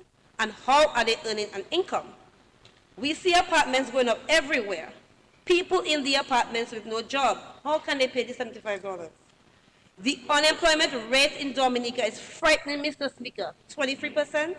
I am certain that some of these parents, Mr. Speaker, would like to make their payments to court regularly and on time, but they are just not able to do so. There are individuals who still default on their payments of maintenance of children's support through the court office. Some people...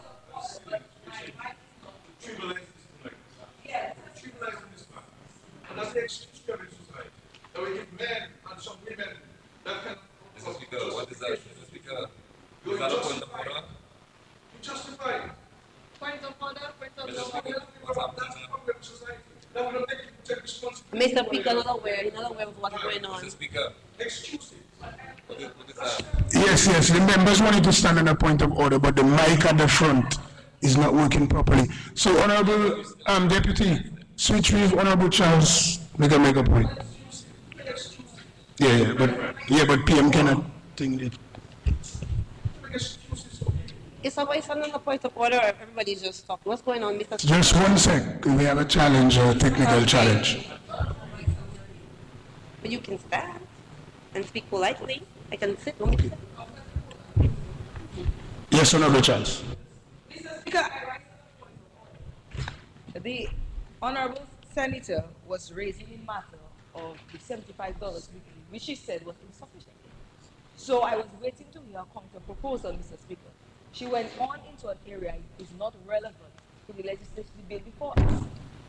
So, Mr. Speaker, I honestly, this is a serious bill about maintenance of children, and we have to factor the circumstances of everyone. And the bill makes provision that the court has a right to assess the assets of the parent or the individual. So your point is irrelevance, the issue is irrelevance. Talking about unemployed people and people being given apartments. Yes. Even talks about people's ability to be employed. Yeah, point taken. So, Honorable Senator is pointing, she have indicated, the Honorable Minister have indicated that the issue of relevance in regards to the bill, because if we have to go in all directions to explain, but not focus on the bill, then we have a problem. And we're opening ourselves later to challenges, and that might create a breakdown in the debate. So let's stay focused on the bill. Proceed, but focus on the bill. Mr. Speaker, some people are unable to afford the payments. That's the relevance, due to their financial difficulties. A great problem occurs when someone is not able to help their child because they can't afford it. So here we are, Mr. Speaker, Senator Reid is speaking, asking for more for each child weekly. This is a fair request. As we reset, we need to create jobs, Mr. Speaker. The youth, they're stressed out. They would like to mind their children, Mr. Speaker, but may not be able to do so. Mr. Speaker, here is another important factor we consider when we speak about the maintenance of children. Imagine paying maintenance for your child, who is now 10 years old, to the court since she was 1, and to then find out that you were supporting the child of another person. You are ordered to do a DNA test. The DNA test results show 0% markers of the child as it relates to your DNA. The baby is not yours. What now? How is this addressed? We need to consider and amend this bill to include the mandatory DNA testing of every baby from birth, be it from married parents or not. Yes. I mean, let's be realistic here. Married or not, it needs to be done. As we reset, let us prevent a difficult situation from happening. In a situation like this, our children are the ones most affected. Let us avoid the emotional damage that this can cause to them. The children, not us, the children. Let us avoid situations like this, which can lead to domestic violence, a bill that we will address later today. Mandatory DNA testing is necessary. Mr. Speaker, my recommendations for this bill are as follows. We need to look at the weekly payment per child in its entirety. We are now $10.71. I'm proposing $15 a day. We start small, brings us to 105. We need to include mandatory DNA testing of every child at birth, whether the baby is from marriages or not. Not for me. My children have, no, Mr. We reset, let's reset. Let's not do things in isolation, but holistically, considering the whole child, the whole family, and a functioning community, where our children can grow, thrive, and be good human beings. Testing children from birth, Mr. Speaker. This will avoid some fathers from paying child support to children that are not theirs. Okay, this is not for me, my Mr. Speaker. If it bothers you, I'm sorry, but these are my recommendations on the bill, and I stand by my recommendations. I thank you. Mr. Speaker, I recognize you, Honorable Prime Minister. Proceed. Mr. Speaker, my caution to us in this House is that we should not trivialize these very sacred and important issues. We have to be careful in the society that there's people who like to talk about rights.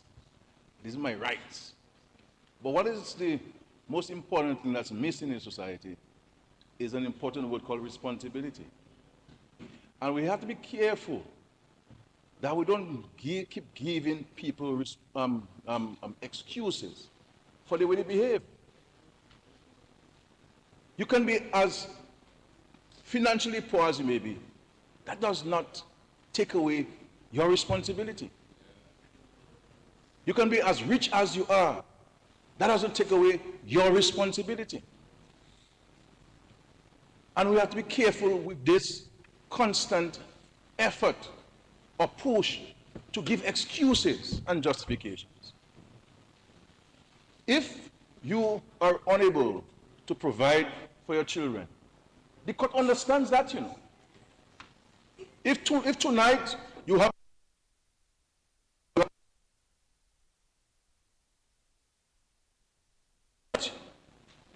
time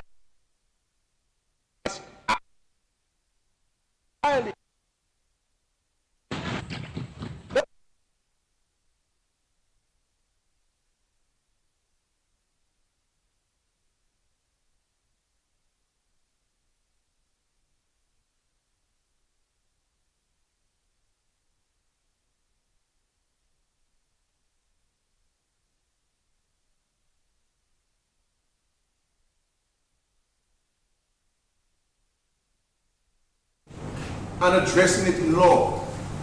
We don't say that this is going to solve the problem completely. You know. It is a framework, it is a piece of legislation that will help us define our behaviors.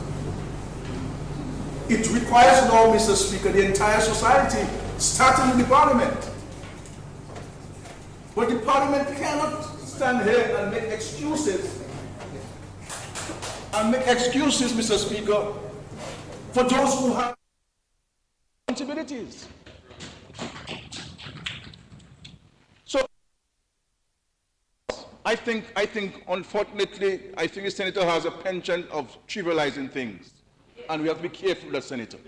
This is not MySpace and IG and Facebook and social media, Mr. Speaker. This is the part.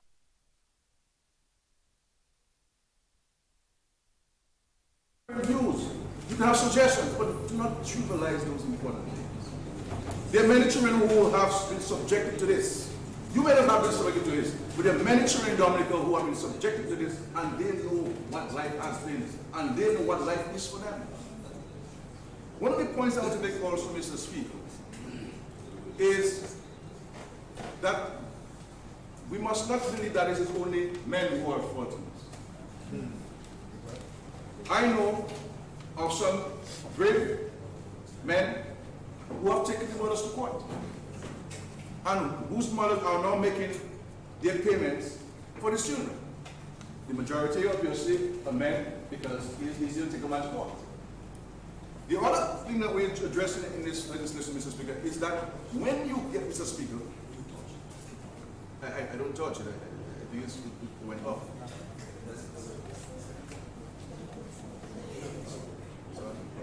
The other thing, Mr. Speaker, is this. We know in society, sometimes the parent gets the money and it's not being used on the child.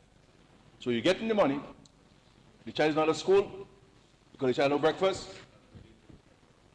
the child has no shoes, but you got the money. So we put in the legislation to ensure that when you get the money, you use it for the purpose intended. So when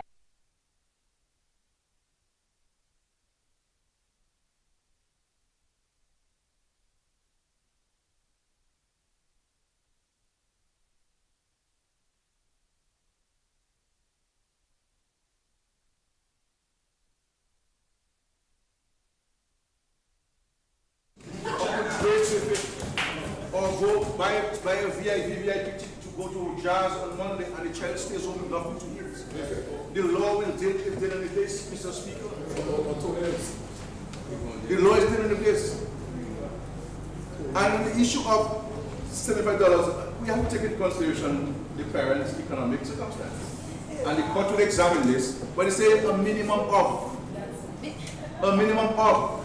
And it is required that the parent, whoever is making the case, and who is responding, will need to bring evidence to show what I'm making, what I'm not making, my expenses, do I have other children I have to care for?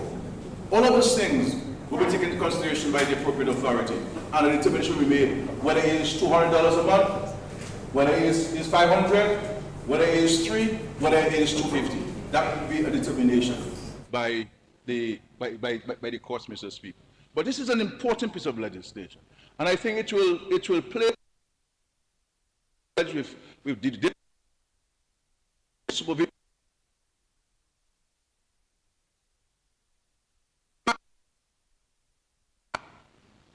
More children will be cared for. We cannot tie the state's responsibility to a parental responsibility.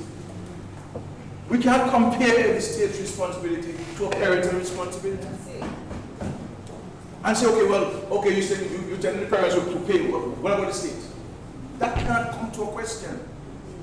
We're here to talk about a parent's fundamental obligation to the care of his child or her child, and the child's fundamental right to be cared for. That's what we're here to do. And there are many families in this country, Mr. Speaker, who have been subject to this. The other point I wish to make, Mr. Speaker, is the issue of mandatory DNA. This would be a violation of child's human rights. If the senator or anybody who wants to subject children to this, they can consent to that. But we cannot propose that it is in legislation. And the reality, Mr. Speaker, if you shack up or you with a lady and a pregnancy comes and you go to the hospital excited, your baby rich, and you sign, if tomorrow down the road you find out it's not a child, you either continue to care for the child or you come to an understanding between you and the mother that this is the real father, and the father say, okay, well, I will take care of the child from henceforth. So the 10 years that you gave to the child, thank God for that. Thank God for that. But you cannot tell the state, you cannot tell us put in the law that the parent will have to refund the father for the 10 years that he cared for the child. That's not the case. Let me come on. And to say that mandatory DNA, I don't have any need to submit my children to DNA test because they all look like me. So I don't have to submit children, my three children have any DNA test. And neither would I agree with the state, the parliament, to put in law mandatory DNA from birth. From birth? I mean, you really on social media for too long? You really spend too much time on social media. But the main point I want to make, Mr. Speaker, is this. We can make suggestions. There is a societal response to this. We all have to play our part. But let us please, I beseech you on the other side, do not trivialize this matter. We're talking about the welfare of the most impressionable minds in our society. People who cannot take care of themselves. People who cannot speak for themselves. People who cannot stand for themselves. We have a duty and an obligation as leaders, to protect these children and to ensure that every child in our country has the opportunity to live peaceful, healthy, productive lives, that they do not have to scrunt and struggle for the basic needs. Understand, we have many parents in this country, Mrs. Smith. When I encounter people every day, and when a lady has 5, 6, 7 children to care for, and the fathers are not playing their part, we understand the huge challenge of this. It's not easy. It's not easy. And I think we have to be careful about trivializing this matter. Let's make concrete suggestions. But let's not, because the government brings in, yes, I support, but, you know, this and that. That's not how we have to go about it. So I want to caution for the other bills that will be coming in. If you have prepared notes, please throw these notes away. And start your new script, Mr. Speaker. New script. Constructive. I'm not telling you I'm telling you to be constructive. Be positive. Be positive. Be positive. But senators, the two senators at the back there, no DNA, no compulsory DNA test at will, or at no time, except if the court deemed that necessary to have this DNA done, or if both consenting parents decide that they will have a DNA done on their child. But mandatory DNA would be a violation of the rights of a child. Complete violation of the rights of a child. Mr. Speaker, thank you.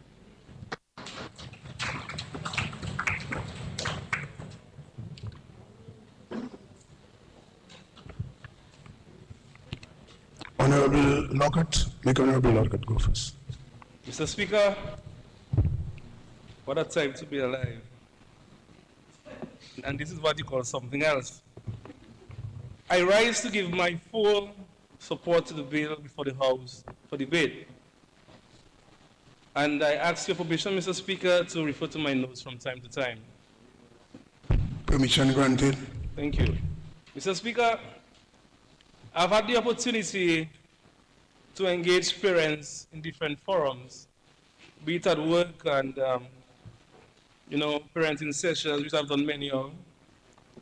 And whenever issues relating to child disagreement between parents come up, I always say to them two things. Two parents who have a child together do not have the luxury of not talking to each other. And when two parents fight, the child suffers. The conversation surrounding child maintenance is quite contentious. And while it is men, Mr. Speaker, who are predominantly the culprits, women also are known to abandon their responsibilities. Your children did not ask to be born. When two consenting adults produce an offspring, the responsibility to provide adequate care falls squarely on both parents through the developmental stages until that child becomes an adult. Mr. Speaker, the practice where one parent feels that it's okay to go MIA, go missing in action, and abdicate their responsibilities, while one parent is left to carry the burden of child rearing, is a growing concern. Unfortunately, when this happens, some parents are not able to adequately address the needs of that child. A solid and intact family structure can have a significantly positive impact on a child's present and future well-being, and offers countless benefits for both adults and children, and by extension, the country. This by no means, Mr. Speaker, indicates that parents who no longer have a romantic relationship should stay just for the sake of the child. What it implies is a healthy relationship between both parents, where each contributes to the holistic development of the child, will have a positive impact. Mr. Speaker, being a single parent is a challenging task. This legislation is correcting an injustice that many parents in Dominica are presently facing.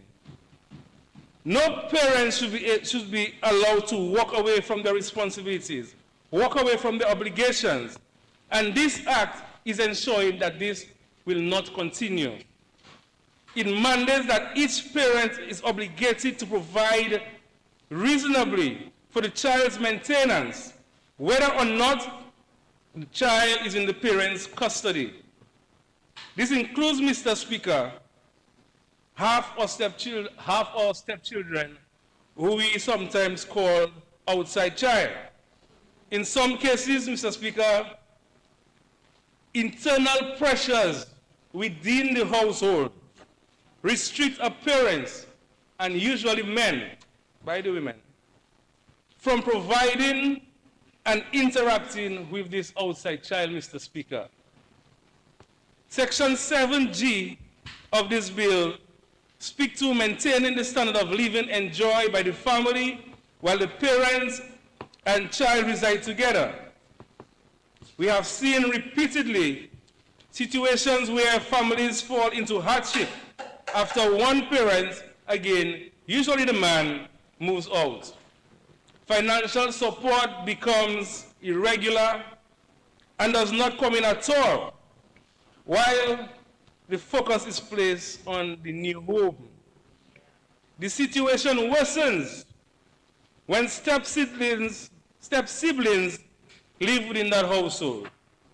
And it is common that parents often invest fewer resources in children to whom they are not biologically related.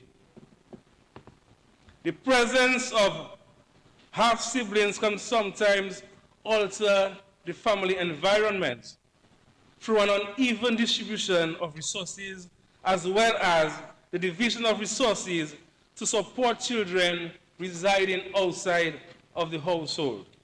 Mr. Speaker, there are several sections of this bill, but in keeping to my promise to be short, I would highlight one other section, that's section 13 of the Act, which states that a party whose financial information is necessary to determine the amount of maintenance shall, and on the request of the court, present to the court any financial information, and that information, any person needed to give evidence of financial information may be summoned before the court. Essentially, Mr. Speaker, it is saying that parents cannot hide their money to avoid child maintenance. Provisions have been made by law to examine the finances of non-contributing parents to determine the amount of maintenance. Mr. Speaker, it is shameful. It is shameful. People that can actually afford are shirking their responsibilities. I mean, Magwesa. They can afford, and we know them. We know them. Mr. Speaker, this is a strong legislation. It will certainly change the approach of parenting. Parents have a legal responsibility to provide financially to their children, even if they no longer live with them. And it's unfortunate that the government has to enact laws in order for parents to support their children. But it is important that we do so to save a future generation. Ideally, even when this legislation is enacted, it will be best that the number of child maintenance cases in the courts reduced. Parents fighting in court about whether or not to make their children a priority can be quite embarrassing and shameful, and not only to the parents, Mr. Speaker, but to the innocent child between. These parts of the children's memory will never erase. The children begin to question their worth and whether the parents even wanted them to be here. If parents are having a hard time agreeing and compromising, they can process the maintenance through regular bank transfers, through their lawyers, maybe through their village councils, social welfare divisions, and at each of these places, proper records are kept. In conclusion, and most important to note, parents' involvement in the life of their child goes beyond financial support. A child's basic needs, physical needs, intellectual needs, and spiritual guidance and love and belonging firstly come from their parents. It is only when parents are unable to provide and cope that the state should be involved. And Mr. Speaker, the state gets involved quite frequently because there's almost a growing trend, especially among young mothers, where they come to you and they say, the child has no father. But Mr. Speaker, we know of only one immaculate conception, and it will never happen again. It will never happen again. The father is out there somewhere.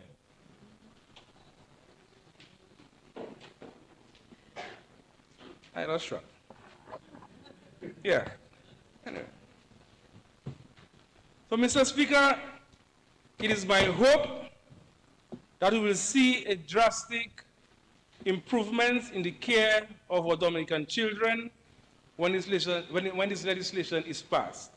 And with these few words, Mr. Speaker, I give my full and unequivocal support to this bill. Thank you.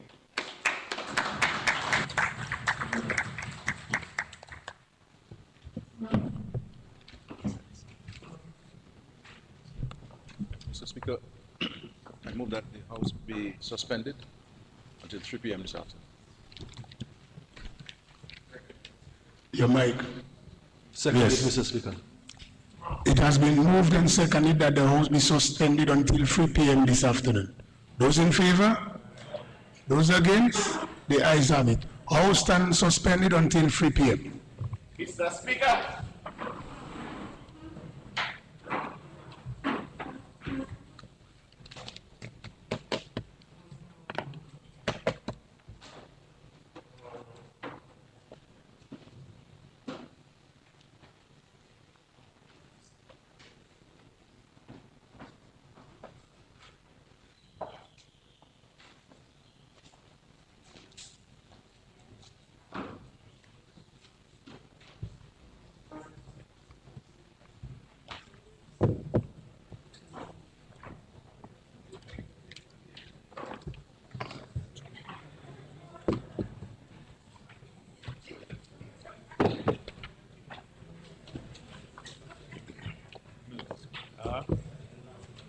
Would I?